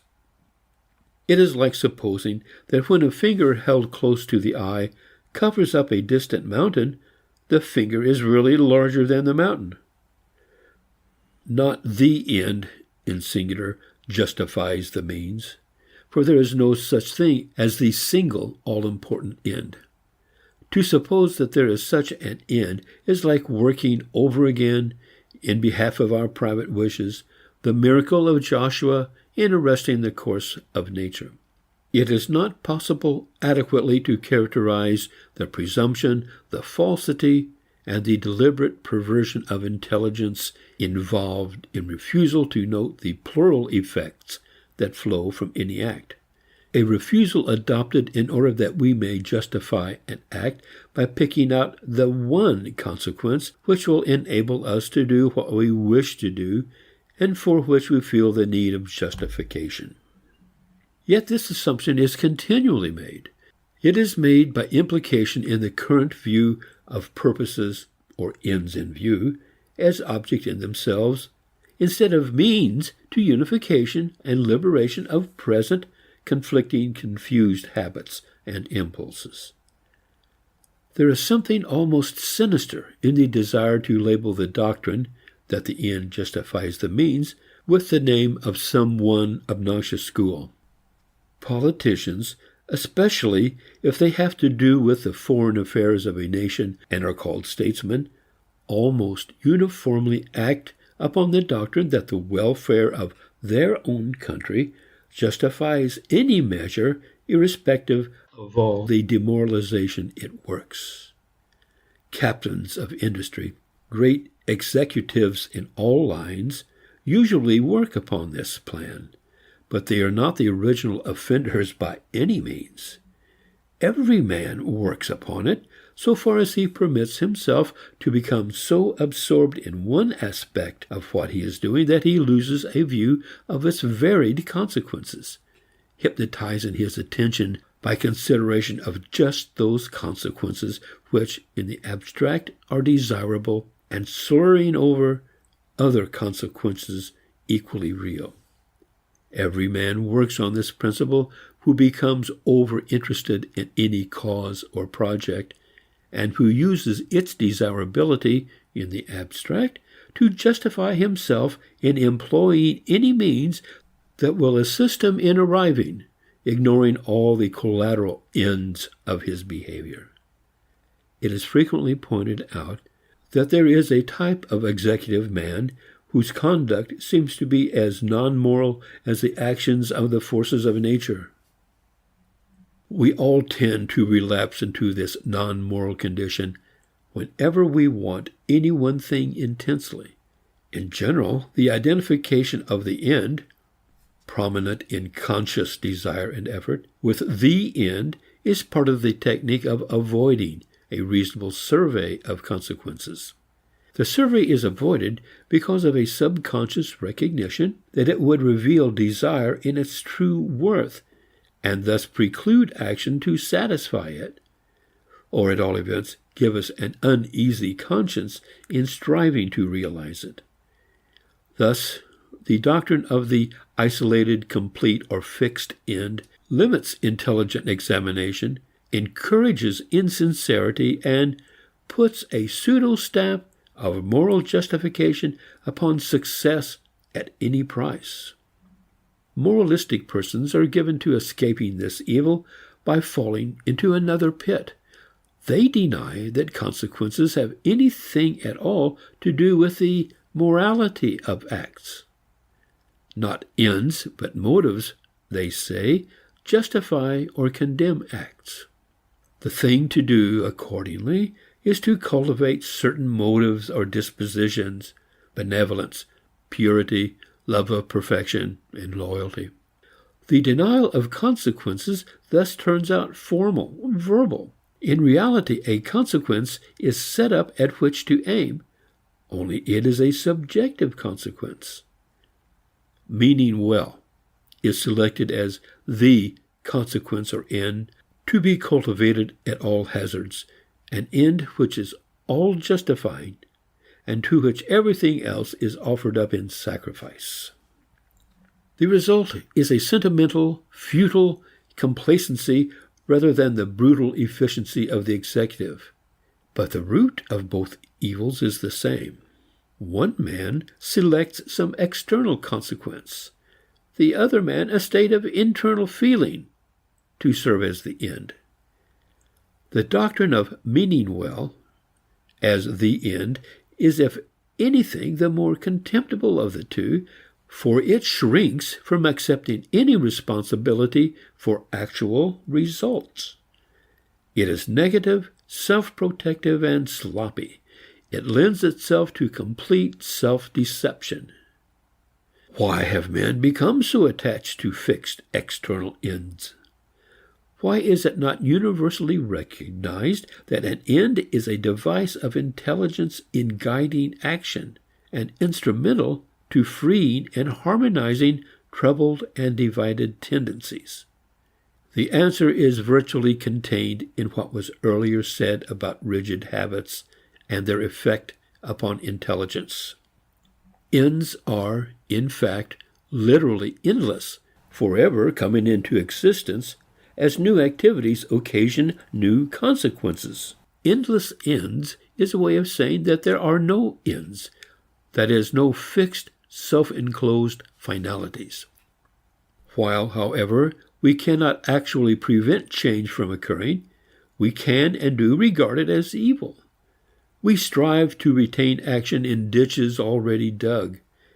We regard novelties as dangerous, experiments as illicit, and deviations as forbidden.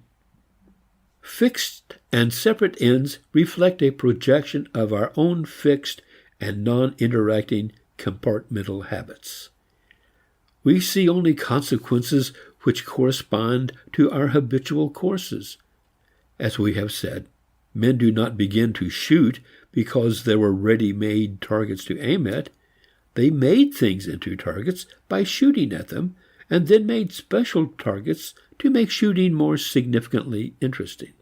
But if generation after generation were shown targets they had had no part in constructing, if bows and arrows were thrust into their hands, and pressure were brought to bear upon them to keep them shooting in season and out, some wearied soul would soon propound to willing listeners the theory that shooting was unnatural, that man was naturally wholly at rest, and that targets existed in order that men might be forced to be active, that the duty of shooting and the virtue of hitting are externally imposed and fostered, and that otherwise there would be no such thing as a shooting activity, that is, morality.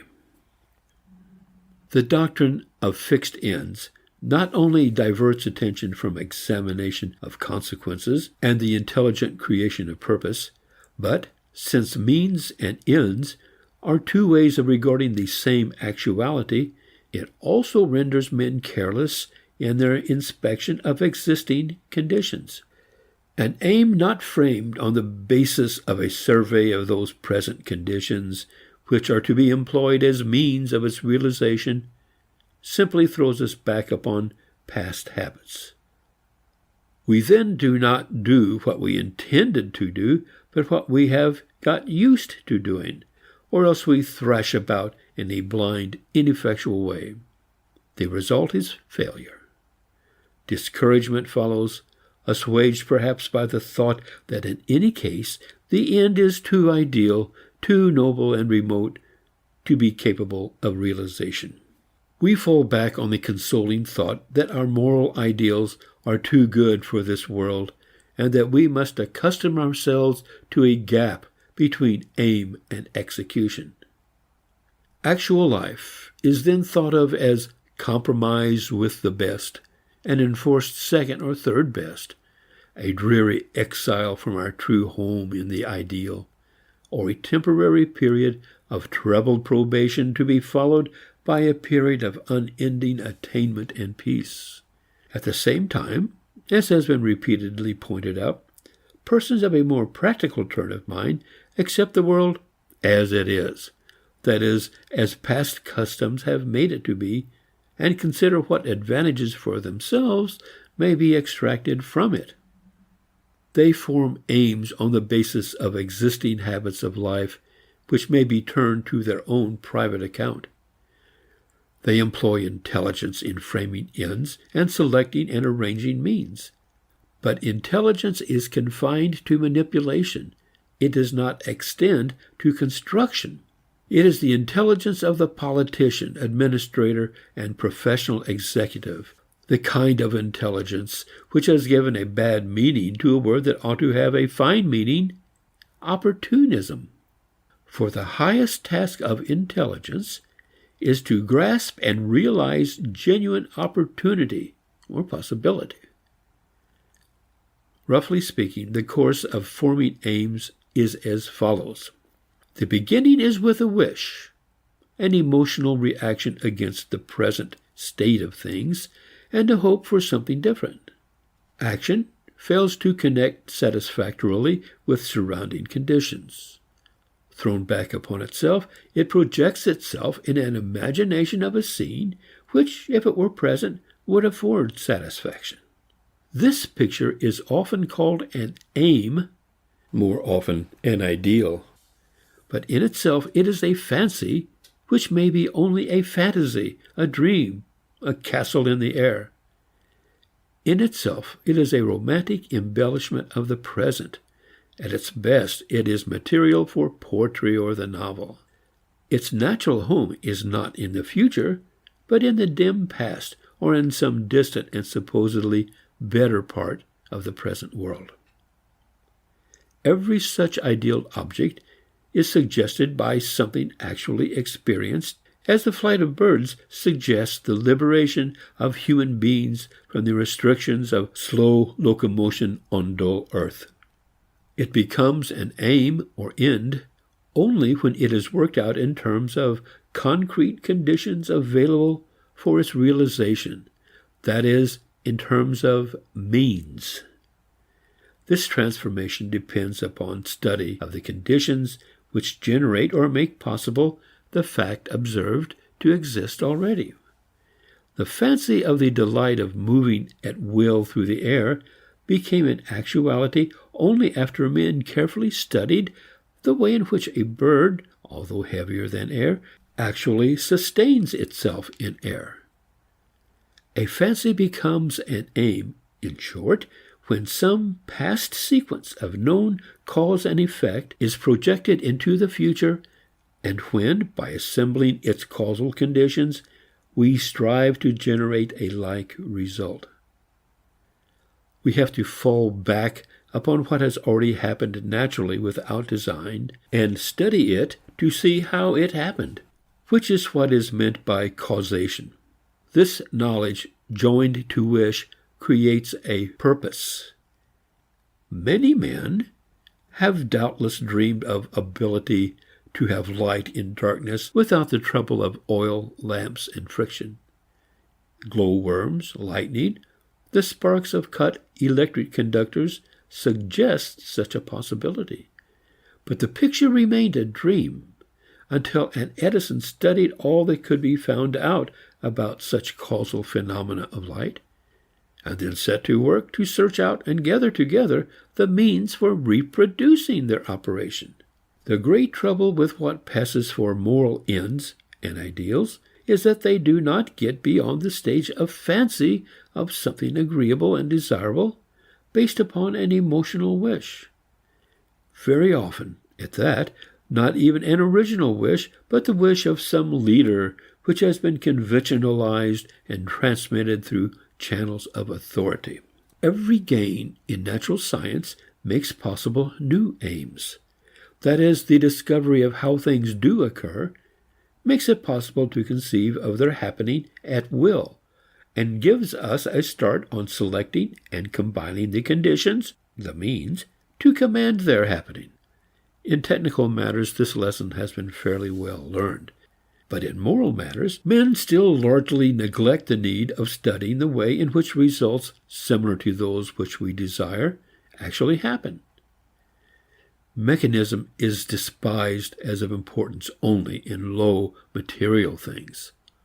The consequent divorce of moral ends from scientific study of natural events renders the former impotent wishes compensatory dreams in consciousness.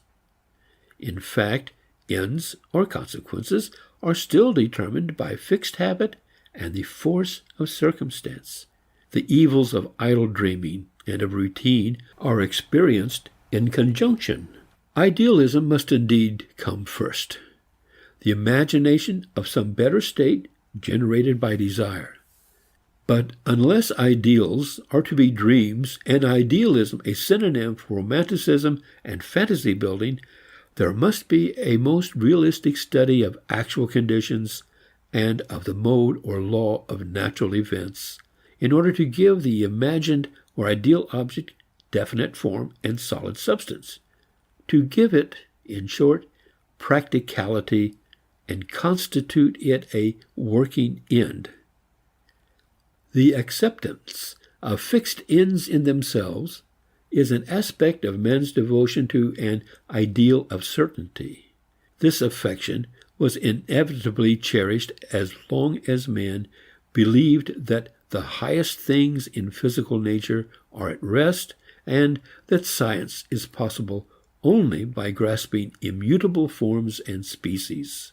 In other words, for much the greater part of the intellectual history of mankind. Only reckless skeptics would have dared entertain any idea of ends except as fixed in themselves as long as the whole structure of science was erected on the immobile. Behind, however, the conception of fixity, whether in science or morals, lay adherence to a certainty of truth, a clinging to something fixed, born of fear of the new or attachment to possessions. When the classicist condemns concession to impulse and holds up to admiration the patterns tested in tradition, he little suspects how much he is himself affected by unavowed impulses, timidity, which makes him cling to authority, conceit, which moves him to be himself the authority who speaks in the name of authority, and possessive impulse, which fears to risk acquisition in new adventures. Love of certainty is a demand for guarantees in advance of action. Ignoring the fact that truth can be bought only by the adventure of experiment, dogmatism turns truth into an insurance company. Fixed ends upon one side and fixed principles, that is the authoritative rules, on the other, are props for a feeling of safety, the refuge of the timid. The means by which the bold prey upon the timid. Part 3. Section 7. The nature of principles. Desire for certainty, morals and probabilities, importance of generalizations. Intelligence is concerned with foreseeing the future so that action may have order and direction. It is also concerned with principles and criteria of judgment. The diffused or wide applicability of habits is reflected in the general character of principles. A principle is intellectually what a habit is for direct action. As habits set in grooves dominate activity and swerve it from conditions instead of increasing its adaptability, so principles, treated as fixed rules instead of helpful methods, take men away from experience. The more complicated the situation, and the less we really know about it, the more insistent is the orthodox type of moral theory upon the prior existence of some fixed and universal principle or law which is to be directly applied and followed. Ready-made rules available at a moment's notice for settling any kind of moral difficulty and resolving every species of moral doubt have been the chief object of the ambition of moralists. In the much less complicated and less changing matters of bodily health, such pretensions are known as quackery. But in morals, a hankering for certainty, born of timidity and nourished by love of authoritative prestige, has linked to the idea that absence of immutably fixed and universally applicable ready-made principles is equivalent to moral chaos. In fact, situations into which change and the unexpected enter are a challenge to intelligence to create new principles. Morals must be a growing science if it is to be a science at all, not merely because all truth has not yet been appropriated by the mind of man, but because life is a moving affair in which old moral truth ceases to apply. Principles are methods of inquiry and forecast which require verification by the event, and the time-honored effort to assimilate morals to mathematics is only a way of bolstering up an old dogmatic authority or putting a new one upon the throne of the old. But the experimental character of moral judgment does not mean complete uncertainty and fluidity. Principles exist as hypotheses with which to experiment. Human history is long.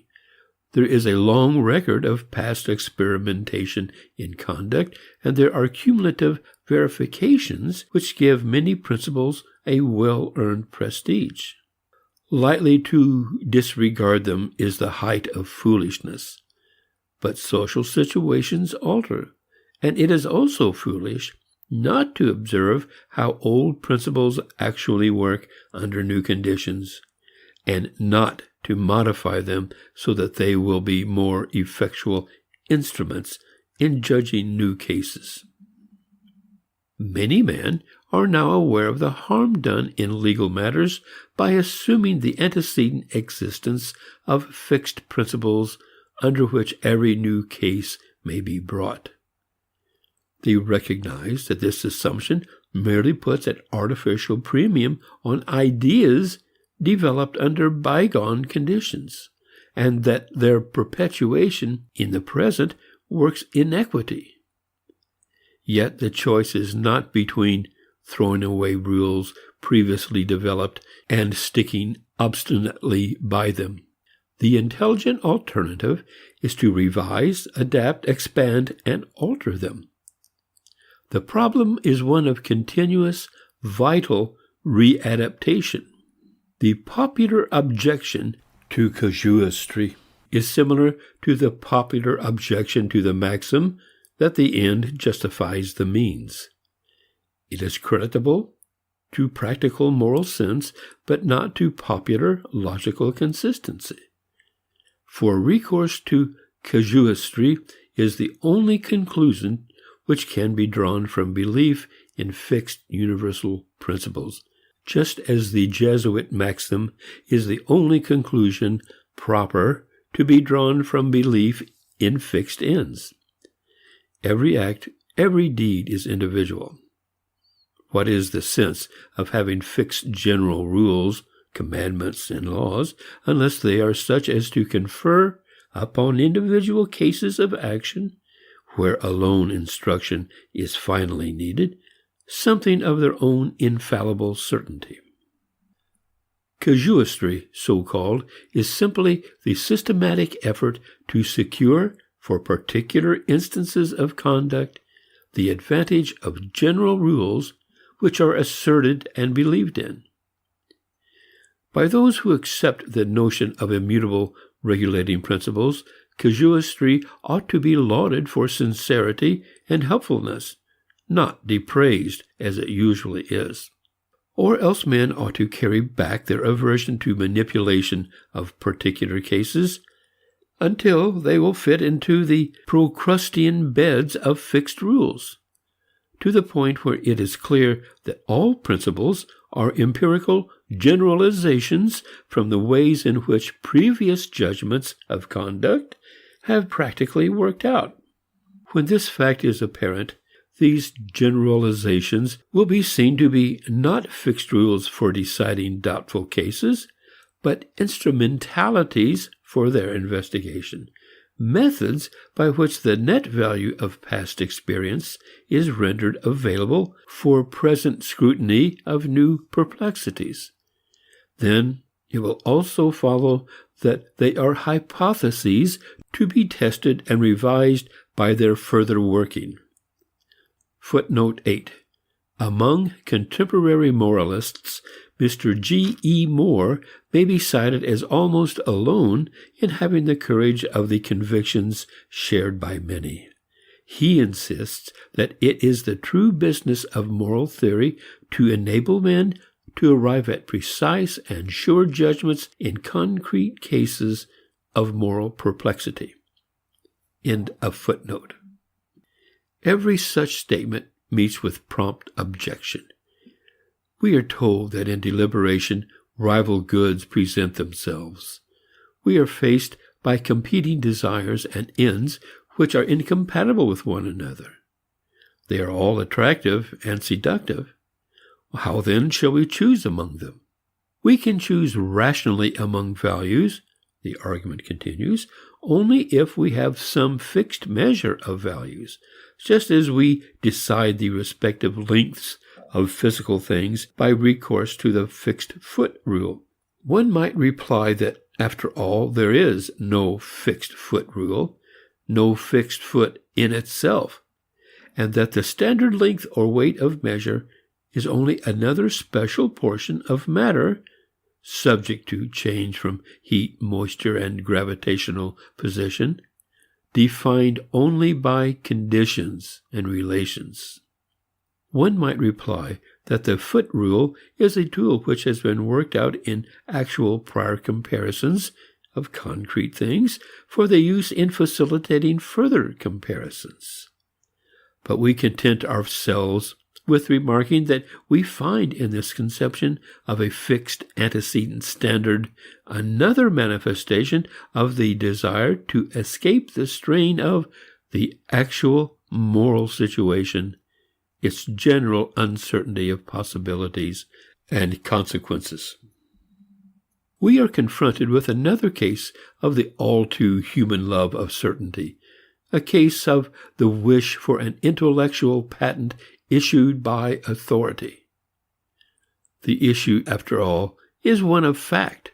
The critic is not entitled to enforce against the facts his private wish for a ready-made standard, which will relieve him from the burden of examination, observation, and continuing generalization and test.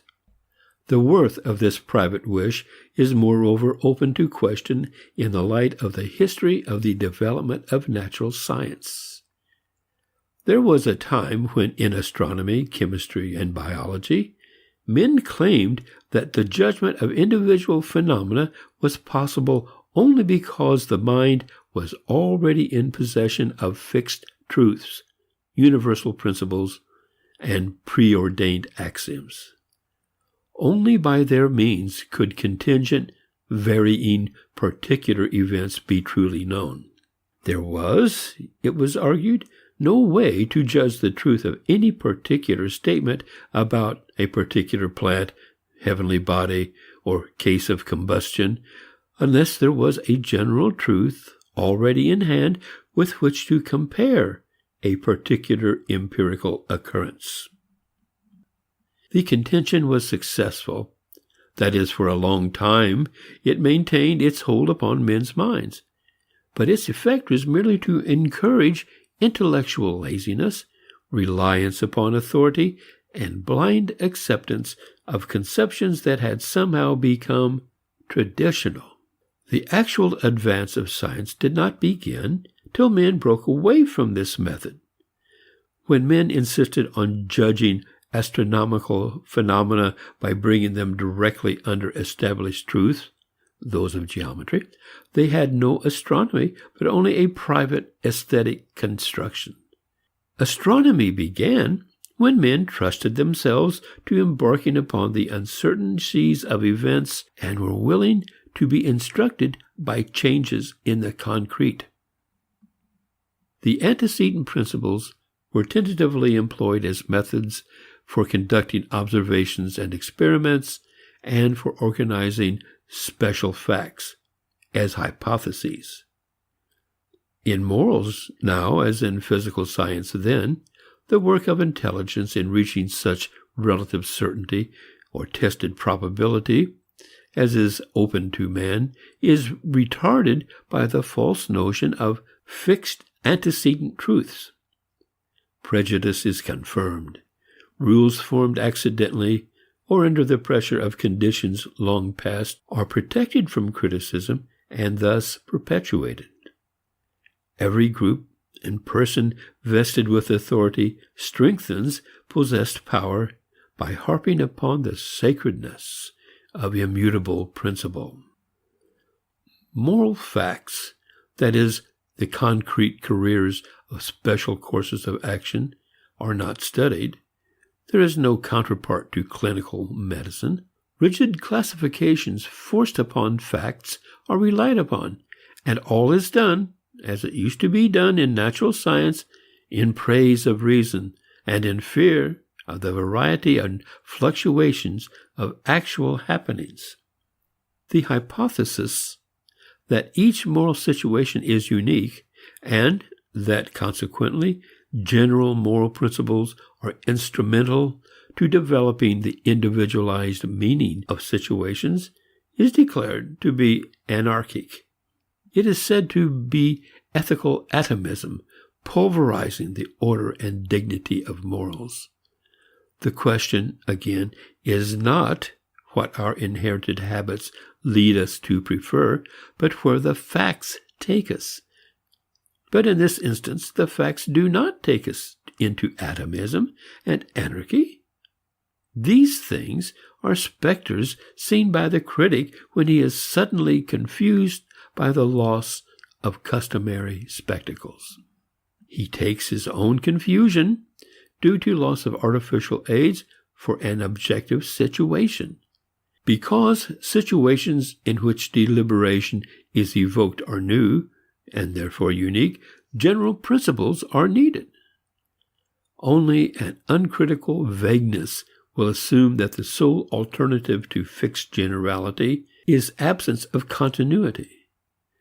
Rigid habits insist upon duplication, repetition, and recurrence. In their case, there is accordingly fixed principles. Only there is no principle at all. That is, no conscious intellectual rule, for thought is not needed. But all habit has continuity, and while a flexible habit does not secure in its operation bare recurrence nor absolute assurance, neither does it plunge us into the hopeless confusion of the absolutely different. To insist upon change and the new is to insist upon alteration of the old. In denying that the meaning of any genuine case of deliberation can be exhausted by treating it as a mere case of an established classification, the value of classification is not denied.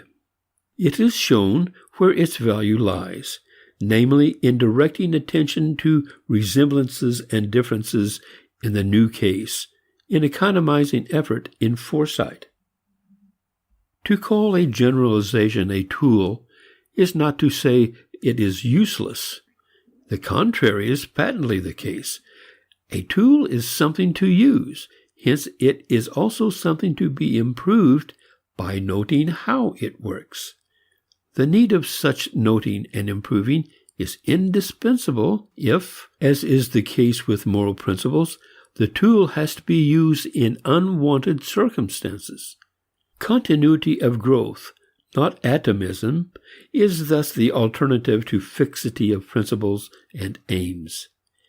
This is no Bergsonian plea for dividing the universe into two portions, one all of fixed recurring habits and the other all spontaneity of flux. Only in such a universe would reason in morals have to take its choice between absolute fixity and absolute looseness. Nothing is more instructive about the genuine value of generalization in conduct than the errors of Kant. He took the doctrine that the essence of reason is complete universality, and hence necessity and immutability, with the seriousness becoming the professor of logic. Applying the doctrine to morality, he saw that this conception severed morals from connection with experience. Other moralists had gone that far before his day, but none of them had done what Kant proceeded to do: carry this separation of moral principles and ideals from experience to its logical conclusion. He saw that to exclude from principles all connection with empirical details meant to exclude all reference of any kind to consequences. He then saw with a clearness, which does his logic credit, that with such exclusion, reason becomes entirely empty. Nothing is left except the universality of the universal. He was then confronted by the seemingly insoluble problem of getting moral instruction regarding special cases out of a principle that, having forsworn intercourse with experience, was barren and empty. His ingenious method was as follows. Formal universality means at least logical identity. It means self-consistency or absence of contradiction. Hence follows the method by which a would-be truly moral agent will proceed in judging the rightness of any proposed act. He will ask, can its motive be made universal for all cases? How would one like it if by one's act, one's motive in that act were to be erected into a universal law of actual nature? Would one then be willing to make the same choice? Surely a man would hesitate to steal if by his choice to make stealing the motive of his act, he were also to erect it into such a fixed law of nature that henceforth he and everybody else would always steal whenever property was in question. No stealing without property, and with universal stealing also no property. A clear self-contradiction. Looked at in the light of reason, every mean, insincere, inconsiderate motive of action shrivels into a private exception which a person wants to take advantage of in his own favor, and which he would be horrified to have others act upon. It violates the great principle of logic, that A is A. Kindly, decent acts, on the contrary, extend and multiply themselves in a continuing harmony. This treatment by Kant evinces deep insight into the office of intelligence and principle in conduct, but it involves flat contradiction of Kant's own original intention to exclude consideration of concrete consequences. It turns out to be a method of recommending a broad, impartial view of consequences. Our forecast of consequences is always subject, as we have noted, to the bias of impulse and habit. We see what we want to see, we obscure what is unfavorable to a cherished, probably unavowed wish. We dwell upon favoring circumstances till they become weighted with reinforcing considerations. We don't give opposing consequences half a chance to develop in thought. Deliberation needs every possible help it can get against the twisting, exaggerating, and slighting tendency of passion and habit. To form the habit of asking how we should be willing to be treated in a similar case, which is what Kant's maxim amounts to, is to gain an ally for impartial and sincere deliberation and judgment. It is a safeguard against our tendency to regard our own case as exceptional in comparison with the case of others. Just this once, a plea for isolation. Secrecy, a plea for non-inspection, are forces which operate in every passionate desire. Demand for consistency, for universality, far from implying a rejection of all consequences, is a demand to survey consequences broadly and to link effect to effect in a chain of continuity. Whatever forces work to this end is reason. For reason, let it be repeated, is an outcome, a function, not a primitive force. What we need are those habits and dispositions which lead to impartial and consistent foresight of consequences. Then our judgments are reasonable. We are then reasonable creatures. Part 3, Section 8, Desire and Intelligence, dealing with object and consequence of desire, desire and quiescence, self-deception in desire, desire needs intelligence, nature of idealism, living in the ideal. Certain critics, in sympathy with at least the negative contention, the critical side, of such a theory as has been advanced, regard it as placing too much emphasis upon intelligence. They find it intellectualistic, cold-blooded. They say we must change desire, love, aspiration, and admiration, and then action will be transformed. A new affection, a changed appreciation, brings with it a revaluation of life and insists upon its realization.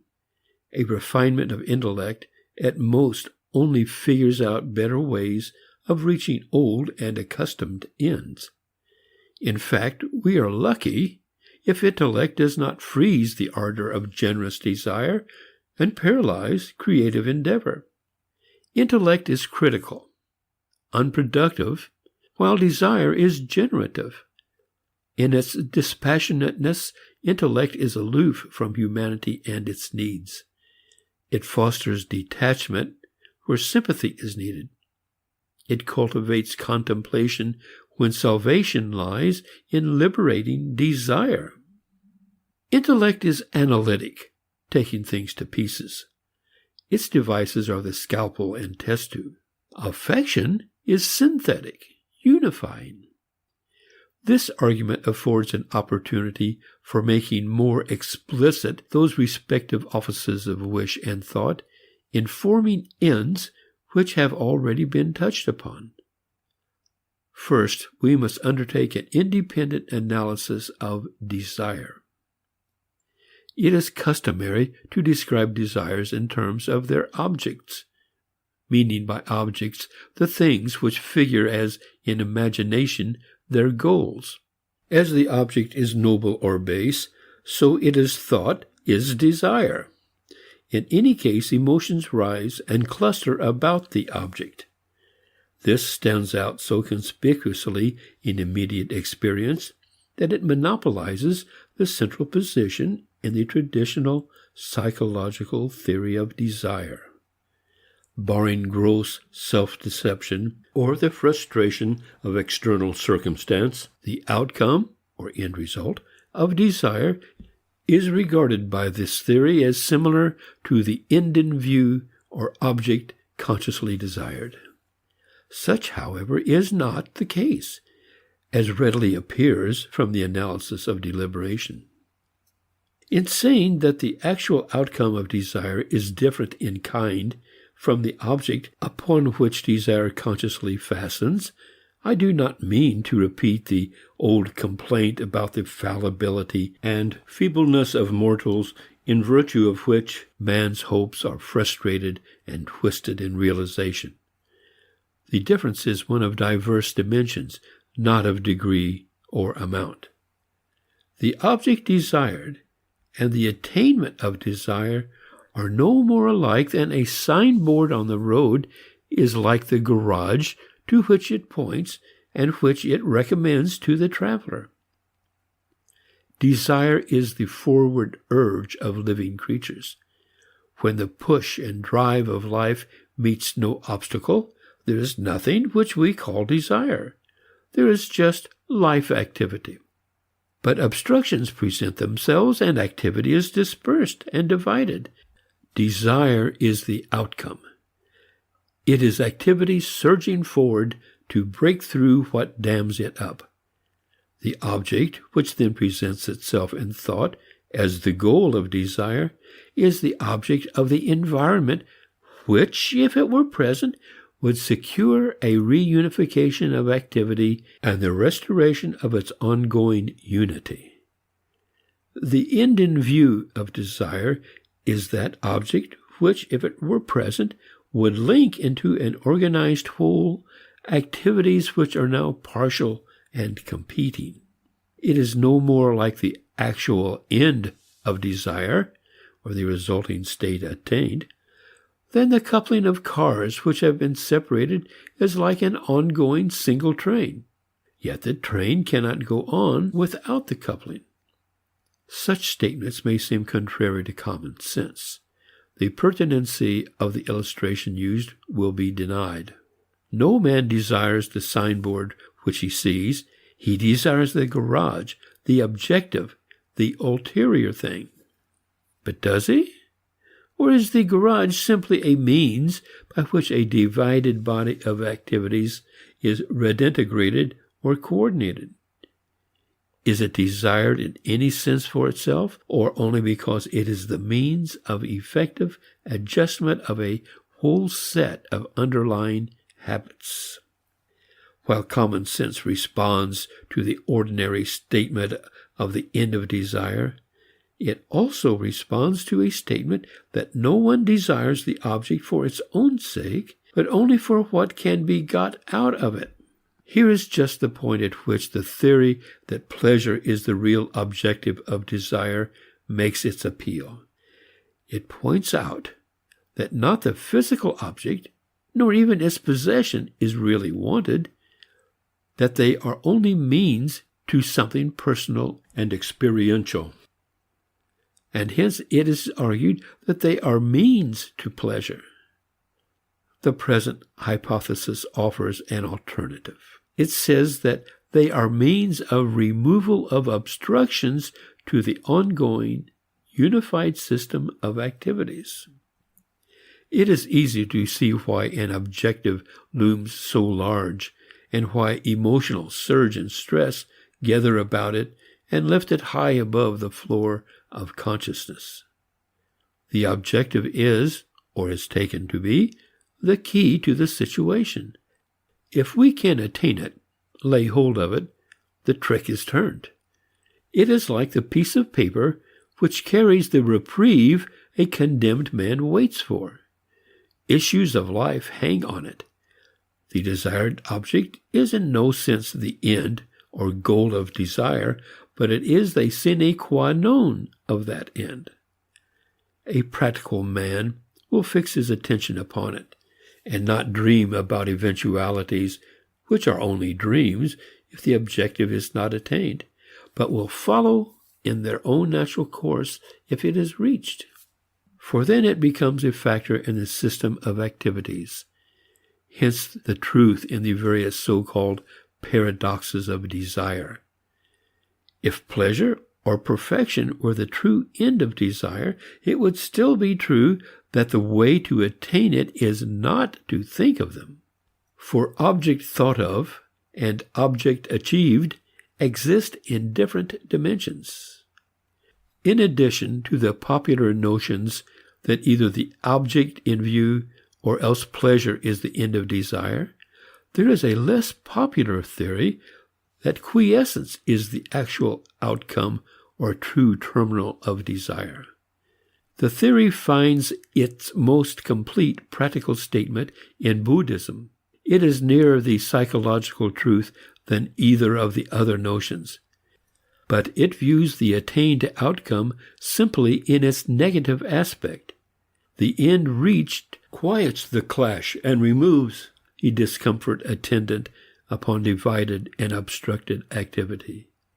The uneasiness, unrest, characteristics of desire is put to sleep.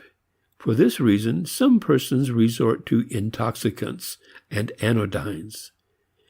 If quiescence were the end and it could be perpetuated, this way of removing disagreeable uneasiness would be as satisfactory a way out as the way of objective effort. But in fact, desire satisfied does not bring quiescence unqualifiedly, but that kind of quiescence which marks the recovery of unified activity, the absence of internal strife among habits and instincts. Equilibration of activities rather than quiescence is the actual result of satisfied desire. This names the outcome positively rather than comparatively and negatively. This disparity of dimensions in desire between the object thought of and the outcome reached is the explanation of those self-deceptions which psychoanalysis has brought home to us so forcefully, but of which it gives elaborately cumbrous accounts. The object thought of and the outcome never agree. There is no self-deceit in this fact. What then really happens when the actual outcome of satisfied revenge figures in thought as virtuous eagerness for justice, or when the tickled vanity of social admiration is masked as pure love of learning? The trouble lies in the refusal of a person to note the quality of the outcome, not in the unavoidable disparity of desire's object and the outcome. The honest or integral mind attends to the result and sees what it really is, for no terminal condition is exclusively terminal. Since it exists in time, it has consequences as well as antecedents. In being a consummation, it is also a force having causal potentialities. It is initial as well as terminal. Self-deception originates in looking at an outcome in one direction only, as a satisfaction of what has gone before, ignoring the fact that what is attained is a state of habits which will continue in action and which will determine future results. Outcomes of desire are also beginnings of new acts, and hence are portentous. Satisfied revenge may feel like justice vindicated. The prestige of learning may feel like an enlargement and rectification of an objective outlook, but since different instincts and habits have entered into them, they are actually, that is dynamically, unlike.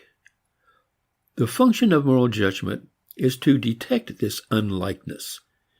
Here again, the belief that we can know ourselves immediately is as disastrous to moral science as the corresponding idea regarding knowledge of nature was to physical science.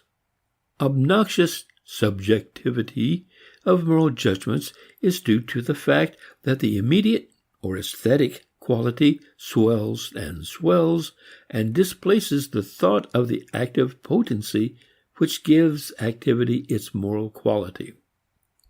We are all natural Jack Horners. If the plum comes when we put in and pull out our thumb, we attribute the satisfactory result to personal virtue. The plum is obtained, and it is not easy to distinguish obtaining from attaining, acquisition from achieving. Jack Horner, Esquire, put forth some effort, and results in efforts are always more or less incommensurate, for the result is always dependent to some extent upon the favor or disfavor of circumstance. Why then should not the satisfactory plum shed its halo retrospectively upon what precedes, and be taken as a sign of virtue? In this way, heroes and leaders are constructed. Such is the worship of success. And the evil of success worship is precisely the evil with which we have been dealing. Success is never merely final or terminal. Something else succeeds it, and its successors are influenced by its nature, that is, by the persisting habits and impulses that enter into it. The world does not stop when the successful person pulls out his plum. nor does he stop, and the kind of success he obtains and his attitude toward it is a factor in what comes afterward. By a strange turn of the wheel, the success of the ultra-practical man is psychologically like the refined enjoyment of the ultra-aesthetic person. Both ignore the eventualities with which every state of experience is charged. There is no reason for not enjoying the present, but there is every reason for examination of the objective factors of what is enjoyed before we translate enjoyment into a belief in excellence. There is every reason, in other words, for cultivating another enjoyment, that of the habit of examining the productive potentialities of the objects enjoyed. Analysis of desire thus reveals the falsity of theories which magnify it at the expense of intelligence. Impulse is primary, and intelligence is secondary and in some sense derivative. There should be no blinking of this fact, but recognition of it as a fact exalts intelligence. For thought is not the slave of impulse to do its bidding. Impulse does not know what it is after. It cannot give orders, not even if it wants to. It rushes blindly into any opening it chances to find, anything that expends it or satisfies it. One outlet is like another to it. It is indiscriminate. Its vagaries and excesses are the stock theme of classical moralists. And while they point the wrong moral in urging the abdication of impulse in favor of reason, their characterization of impulse is not wholly wrong. What intelligence has to do in the service of impulse is to act not as its obedient servant, but as its clarifier and liberator. And this can be accomplished only by a study of the conditions and causes, the workings and consequences of the greatest possible variety of desires and combinations of desire. Intelligence converts desire into plans, systematic plans based on assembling facts, reporting events as they happen, keeping tab on them, and analyzing them. Nothing is so easy to fool as impulse, and no one is deceived so readily as the person under strong emotion. Hence, the idealism of man is easily brought to naught. Generous impulses are aroused. There is a vague anticipation, a burning hope, of a marvelous future. Old things are to pass speedily away, and new heavens and earth are to come into existence. But impulse burns itself up. Emotion cannot be kept at its full tide. Obstacles are encountered upon which action dashes itself into ineffectual spray. Or if it achieves, by luck, a transitory success, it is intoxicated and plumes itself on victory while it is on the road to sudden defeat. Meantime, other men, not carried away by impulse, use established habits and a shrewd, cold intellect that manipulates them. The outcome is the victory of baser desire, directed by insight and cunning, over generous desire, which does not know its way. The realistic man of the world has evolved a regular technique for dealing with idealistic outbursts that threaten his supremacy. His aims are low, but he knows the means by which they are to be executed. His knowledge of conditions is narrow, but it is effective within its confines. His foresight is limited to results that concern personal success, but is sharp and clear-cut. He has no great difficulty in drafting the idealistic desire of others, with its vague enthusiasm and its cloudy perceptions, into canals where it will serve his own purposes. The energies excited by emotional idealism run into the materialistic reservoirs provided by the contriving thought of those who have not surrendered their minds to their sentiment.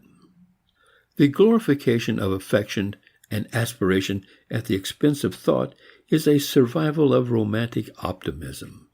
It assumes a pre-established harmony between natural impulse and natural objects. Only such a harmony justifies the belief that generous feeling will find its way illuminated by the sheer nobility of its own quality. Persons of a literary turn of mind are as subject to this fallacy as intellectual specialists are apt to the contrary fallacy that theorizing apart from force of impulse and habit will get affairs forward. They tend to fancy that things are as pliant to imagination as are words, that emotion can compose affairs as if they were materials for a lyric poem. But if the objects of the environment were only as plastic as the materials of poetic art, men would never have been obliged to have recourse to creation in the medium of words. We idealize in fancy because our idealizations, in fact, are balked. And while the latter must start with imaginative idealizations instigated by release of generous impulse, they can be carried through only when the hard labor of observation, memory, and foresight wedge the vision of imagination to the organized efficiencies of habit. Sometimes desire means not bare impulse, but impulse which has sense of an objective. In this case, desire and thought cannot be opposed, for desire includes thought within itself. The question is now how far the work of thought has been done, and how adequate is its perception of its directing object. For the moving force may be a shadowy presentiment constructed by wishful hope rather than by study of conditions. It may be an emotional indulgence rather than a solid plan built upon the rocks of actuality discovered by accurate inquiries. There is no thought without the impeding of impulse. But the obstruction may merely intensify its blind surge forward, or it may divert the force of forward impulse into observation of existing conditions and forecast their future consequences. This long way around is the short way home for desire. No issue of morals is more far-reaching than the one herewith sketched. Historically speaking, there is point in the attacks of those who speak slightingly of science and intellect, and who would limit their moral significance to supplying incidental help to execution of purposes born of affection. Thought, too often, is specialized in a remote and separate pursuit, or employed in a hard way to contrive the instrumentalities of success. Intellect is too often made a tool for systemized apology for things as they are, that is, for customs that benefit the class in power, or else a road to an interesting occupation which accumulates facts and ideas as other men gather dollars, while priding itself on its ideal quality. No wonder that at times catastrophes that affect men in common are welcomed. For the moment they turn science away from its abstract technicalities into a servant of some human aspiration, the hard, chilly calculations of intellect are swept away by floods of sympathy and common loyalties. But, alas, emotion without thought is unstable. It rises like the tide and subsides like the tide, irrespective of what it has accomplished. It is easily diverted into any side channel dug by old habits, or provided by cool cunning, or it disperses itself aimlessly. Then comes the reaction of disillusionment, and men turn all the more fiercely to the pursuit of narrow ends where they are habituated to use observation and planning, and where they have acquired some control of conditions. The separation of warm emotion and cool intelligence is the great moral tragedy. This division is perpetuated by those who deprecate science and foresight in behalf of affection, as it is by those who, in the name of an idol labeled reason, would quench passion. The intellect is always inspired by some impulse. Even the most case-hardened scientific specialist or the most abstract philosopher is moved by some passion. But an actuating impulse easily hardens into isolated habit. It is unavowed and disconnected. The remedy is not lapse of thought, but its quickening and extension to contemplate the continuities of existence and to restore the connection of the isolated desire to the companionship of its fellows.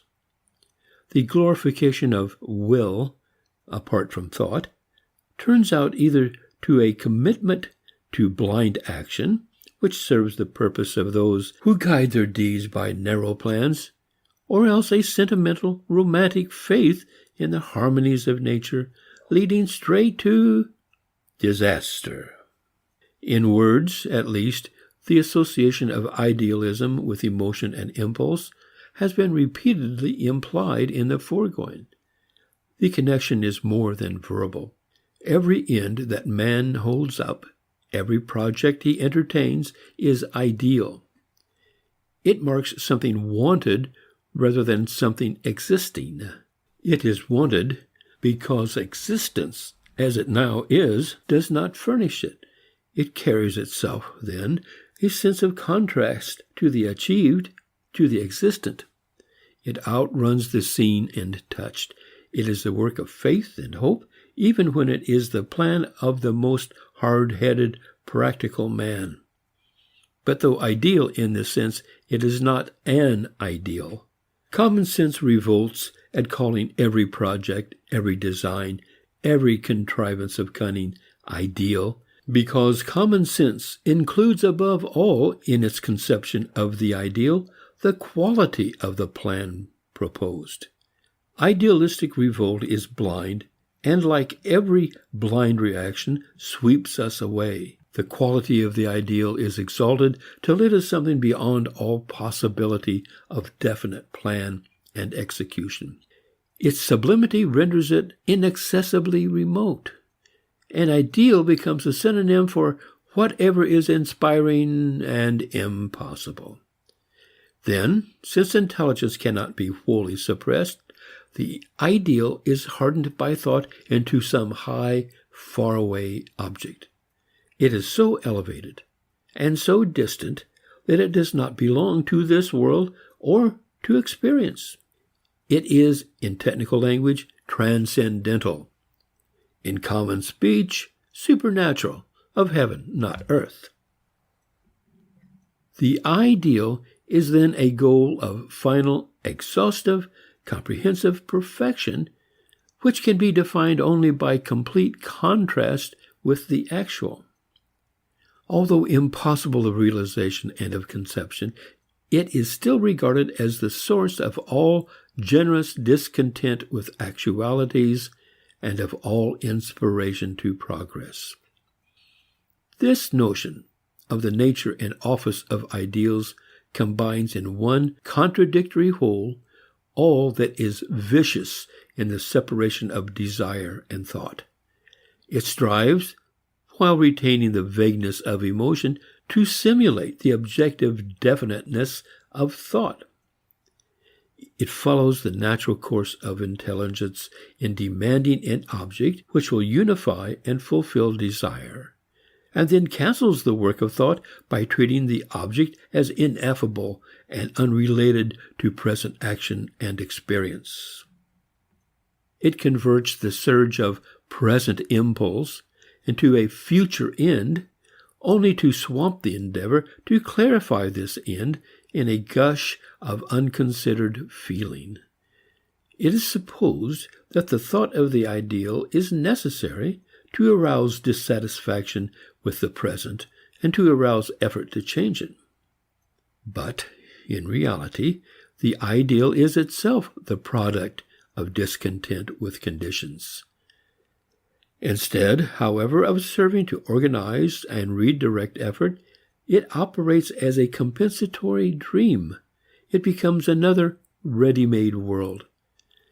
Instead of promoting effort at concrete transformations of what exists, it constitutes another kind of existence already somewhere in being. It is a refuge, an asylum from effort. Thus, the energy that might be spent in transforming present ills goes into oscillating flights into a faraway perfect world, and the tedium of enforced returns into the necessities of the present evil world. We can recover the genuine import of ideals and idealism only by disentangling this unreal mixture of thought and emotion. The action of deliberation, as we have seen, consists in selecting some foreseen consequence to serve as the stimulus to present action. It brings future possibilities into the present scene and thereby frees and expands present tendencies. But the selected consequence is set in an indefinite context of other consequences just as real as it is, and many of them much more certain, in fact. The ends that are foreseen and utilized mark out a little island in an infinite sea.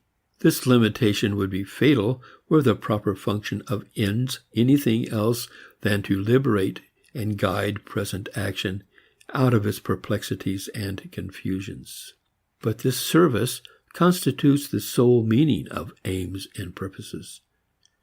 Hence, their slight extent in comparison with ignored and unforeseen consequences is of no import in itself. The ideal, as it stands in popular thought, the notion of a complete and exhaustive realization, is remote from the true functions of ends and would only embarrass us if it could be embraced in thought instead of being, as it is, a comment by the emotions. For the sense of an indefinite context of consequences, from among which the aim is selected, enters into the present meaning of activity. The end is the figured pattern at the center of the field through which runs the axis of conduct. About this central configuration extends infinitely a supporting background in a vague whole, undefined and undiscriminated. At most, intelligence but throws a spotlight on that little part of the whole which marks out the axis of movement. Even if the light is flickering and the illuminated portion stands forth only dimly from the shadowy background, it suffices if we are shown the way to move. To the rest of the consequences, collateral and remote, corresponds a background of feeling, of diffused emotion. This forms the stuff of the ideal. From the standpoint of its definite aim, any act is petty in comparison with the totality of natural events. What is accomplished directly as the outcome of a turn, which our action gives the course of events, is infinitesimal in comparison with their total sweep. Only an illusion of conceit persuades us that cosmic difference hangs upon even our wisest and most strenuous effort. Yet discontent with this limitation is as unreasonable as relying upon an illusion of external importance to keep ourselves going. In a genuine sense, every act is already possessed of infinite import. The little part of the scheme of affairs which is modifiable by our efforts is continuous with the rest of the world. The boundaries of our garden plot join it to the world of our neighbors and our neighbors' neighbors.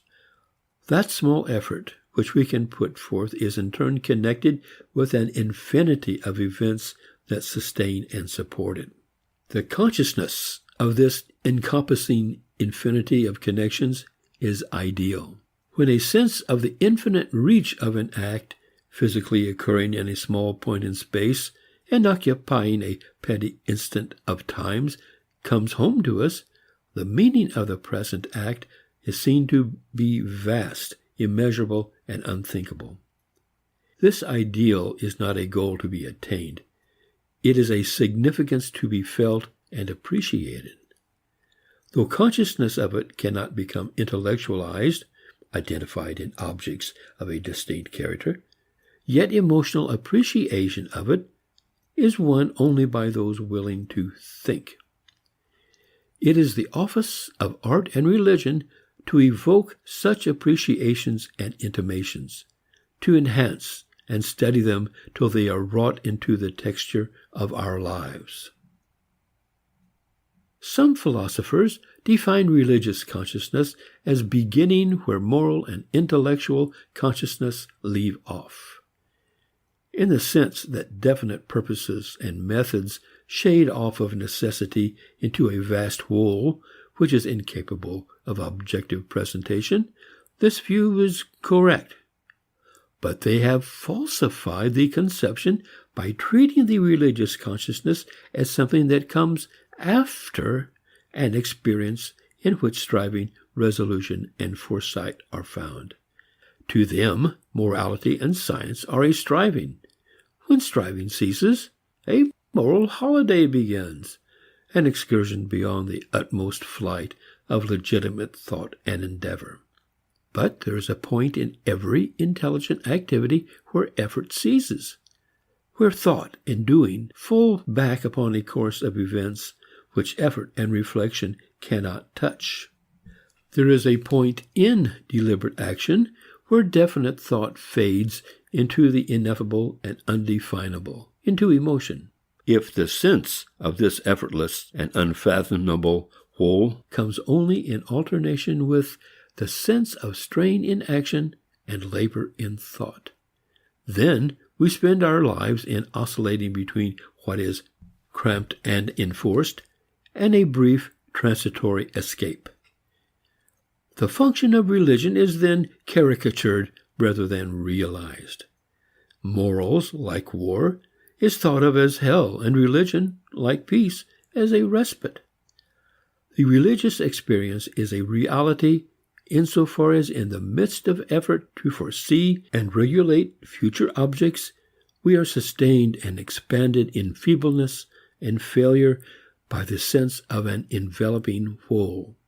Peace in action, not after it, is the contribution of the ideal to conduct.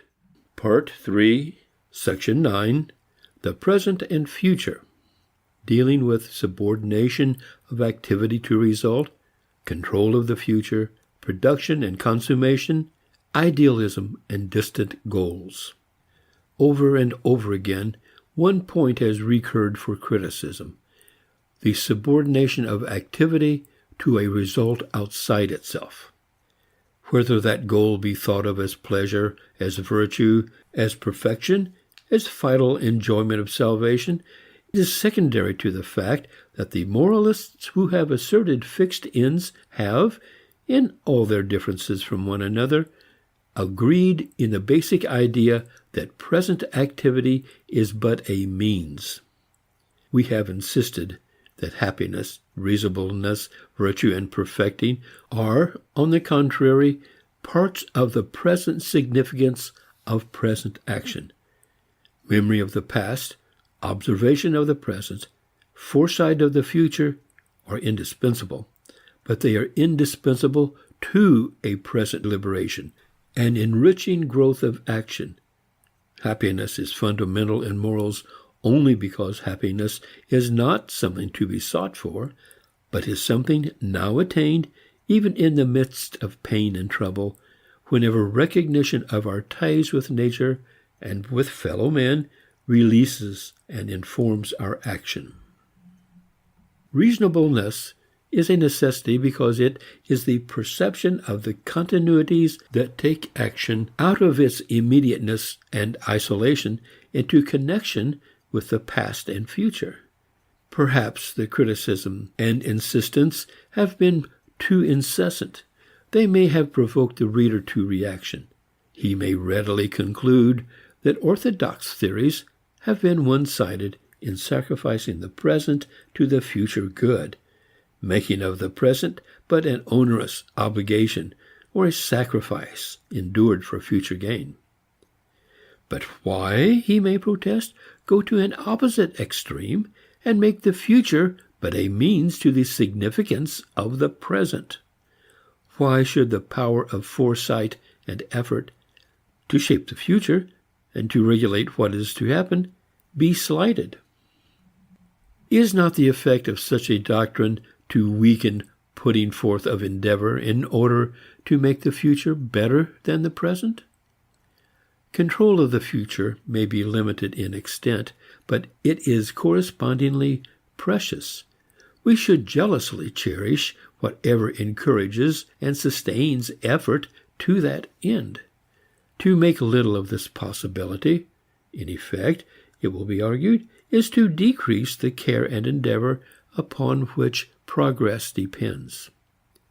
Control of the future is indeed precious in exact proportion to its difficulty and its moderate degree of attainability.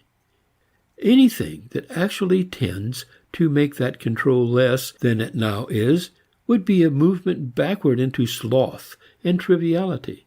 But there is a difference between future improvement as a result and as a direct aim. To make it an aim is to throw away the surest means of attaining it, namely attention to the full use of present resources in the present situation. Forecast of future conditions and scientific study of past and present, in order that the forecast may be intelligent, are indeed necessities. Concentration of intellectual concern upon the future and solicitude for scope and precisions of estimate, characteristic of any well-conducted affair, naturally give the impression that their animating purpose is control of the future. But thought about future happenings is the only way we can judge the present. It is the only way to appraise its significance. Without such projection, there can be no projects, no plans for administering present energies and overcoming present obstacles. Deliberately to subordinate the present to the future is to subject the comparatively secure to the precarious, exchange resources for liabilities, surrender what is under control to what is relatively incapable of control. The amount of control which will come into existence in the future is not within control, but such an amount as turns out to be practicable accrues only in consequence of the best possible management of present means and obstacles. Dominating intellectual preoccupation with the future is the way by which efficiency in dealing with the present is attained. It is a way, not a goal. And upon the very most hopeful outlook, study and planning are more important in the meaning, the enrichment of content, which they add to present activity, than is the increase of external control they effect. Nor is this doctrine passivistic in tendency. What sense is there in increased external control except to increase the intrinsic significance of living? The future that is foreseen is a future that is sometime to be a present. Is the value of that present also to be postponed to a future date, and so on indefinitely? Or, if the good we are struggling to attain in the future is one to be actually realized, when that future becomes present, why should not the good of this present be equally precious? And is there, again, any intelligent way of modifying the future except to attend to the full possibilities of the present? Scamping the present in behalf of the future leads only to rendering the future less manageable. It increases the probability of molestation by future events. Remarks cast in this form probably seem too much like a logical manipulation of the concepts of present and future to be convincing. Building a house is a typical instance of an intelligent activity. It is an activity directed by a plan, a design. The plan is itself based upon a foresight of future uses.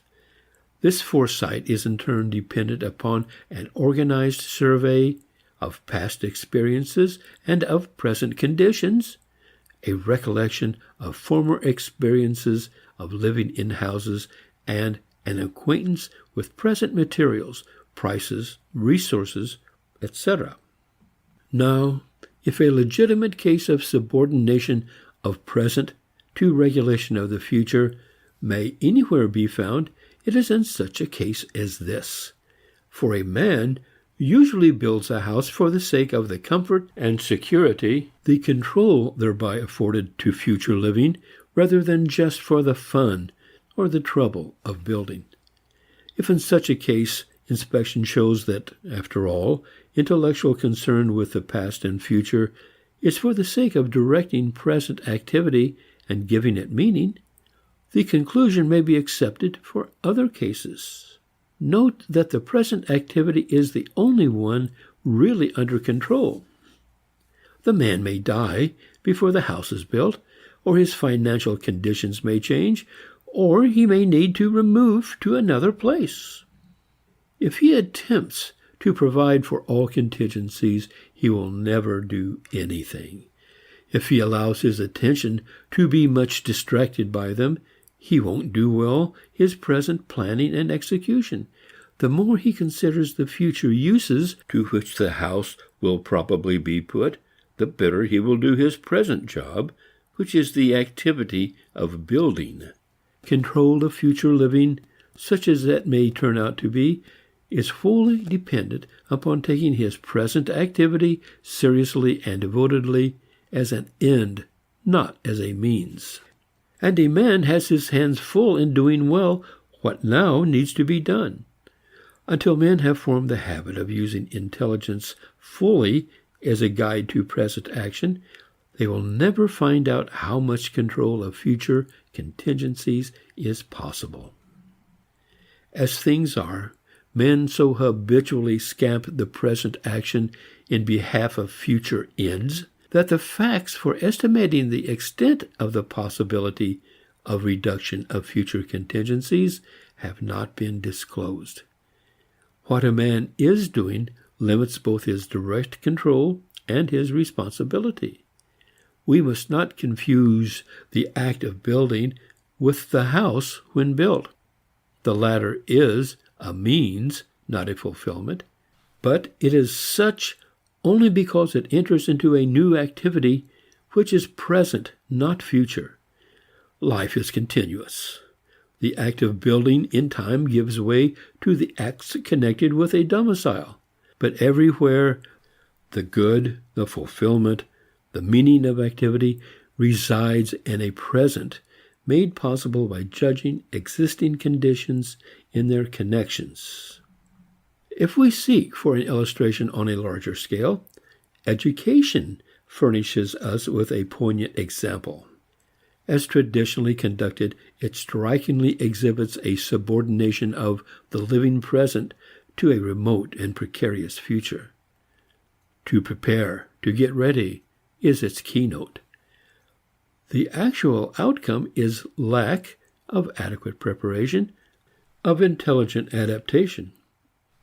The professed exaltation of the future turns out in practice to be a blind following of tradition, a rule of thumb muddling along from day to day, or, as in some of the projects called industrial education, a determined effort on the part of one class of the community to secure its future at the expense of another class. If education were conducted as a process of fullest utilization of present resources, liberating and guiding capacities that are now urgent, it goes without saying that the lives of the young would be much richer in meaning than they are now. It also follows that intelligence would be kept busy in studying all indications of power, all obstacles and perversions, all products of the past that throw light upon the present capacity, and in foreseeing the future career of impulse and habit now active, not for the sake of subordinating the latter, but in order to treat them intelligently. As a consequence, whatever fortification and expansion of the future that is possible will be achieved, as it is now, dismally unattained. The more complicated instance is found in the dominant quality of our industrial activity. It may be dogmatically declared that the roots of its evils are found in the separation of production from consumption, that is, actual consummation or fulfillment. A normal case of the relationship is found in the taking of food. Food is consumed and vigor is produced. The difference between the two is one of directions or dimensions distinguished by intellect. In reality, there is simply conversion of energy from one form to another, wherein it is more available, of greater significance. The activity of the artist, the sportsman, the scientific inquirer exemplifies the same balance. Activity should be productive. That is to say, it should have a bearing on the future, should affect control of it. But so far as a productive action is intrinsically creative, it has its own intrinsic value. Reference to future products and future enjoyments is but a way of enhancing perception of an imminent meaning. A skilled artisan who enjoys his work is aware that what he is making is made for future use. Externally, his action is one technically labeled production. It seems to illustrate the subjection of present activity to remote ends, but actually, morally, psychologically, the sense of the utility of the article produced is a factor in the present significance of action, due to the present utilization of abilities, giving play to taste and skill, accomplishing something now. The moment production is severed from immediate satisfaction, it becomes labor, drudgery, a task reluctantly performed. Yet the whole tendency of modern economic life has been to assume that consumption will take care of itself, provided that only production is grossly and intensely attended to. Making things is frantically accelerated, and every mechanical device used to swell the senseless bulk. As a result, most workers find no replenishment, no renewal and growth of mind, no fulfillment in work. They labor to get mere means of later satisfaction. This, when procured, is isolated, in turn, from production. It is reduced to a barren physical affair or a sensuous compensation for normal goods denied. Meantime, the fatuity of severing productions from consumption, from present enriching of life, is made evident by economic crises, by periods of unemployment, alternating with periods of exercise, work, or overproduction. Production apart from fulfillment becomes purely a matter of quantity. For distinction, quality, is a matter of present meaning. Aesthetic elements being excluded, the mechanical reign. Production lacks criteria. One thing is better than another if it can be made faster or in greater mass. Leisure is not the nourishment of mind in work, nor a recreation. It is a feverish hurry for diversion, excitement, or display. Otherwise there is no leisure, except a sodden torpor. Fatigue, due for some to monotony and for others to overstrain in maintaining the pace, is inevitable. Socially, the separation of production and consumption, means and ends, is the root of the most profound division of classes. Those who fix the ends for production are in control. Those who engage in isolated productive activity are the subject class. But if the latter are oppressed, the former are not truly free. Their consumptions are accidental ostentation and extravagance, not a normal consummation or fulfillment of activity. The remainder of their lives is spent in enslavement to keeping the machinery going at an increasingly rapid rate. Meanwhile, class struggle grows between those whose productive labor is enforced by necessity, and those who are privileged consumers. And the exaggeration of production, due to its isolation from ignored consumption, so hypnotizes attention that even would-be reformers, like Marxian socialists, assert that the entire social problem focuses at the point of production. Since this separation of means from ends signifies an erection of means into ends, it is no wonder that a materialistic conception of history emerges. It is not an invention of Marx.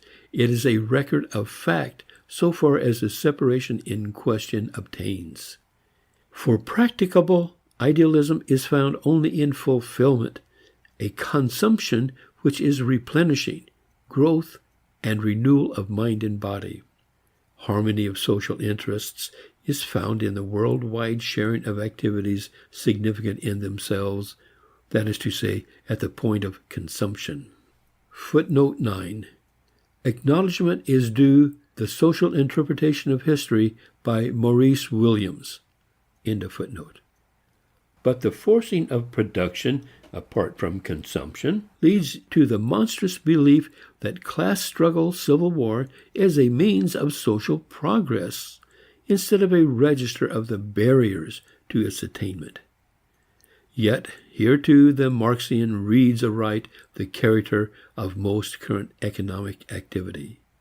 The history of economic activity thus exemplifies the moral consequences of the separation of present activity and future ends from each other.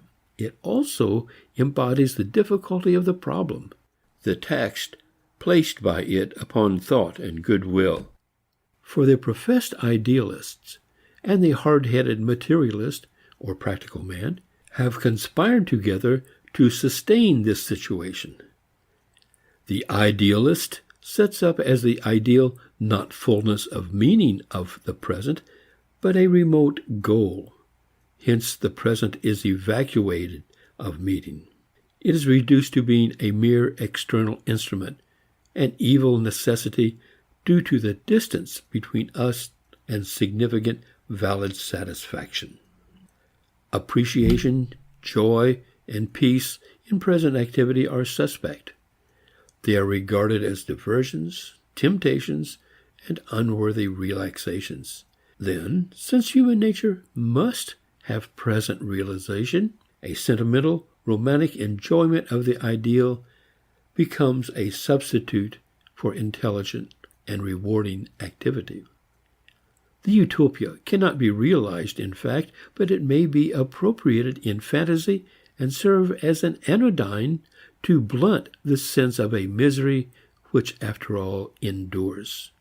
Some private key to a present entering upon remote and superior bliss is sought, just as the evangelical enjoys a complacent and superior sense of a salvation unobtained by fellow mortals. Thus the normal demand for realization, for satisfaction in the present, is abnormally met. Meantime, the practical man wants something definite, tangible, and presumably obtainable for which to work.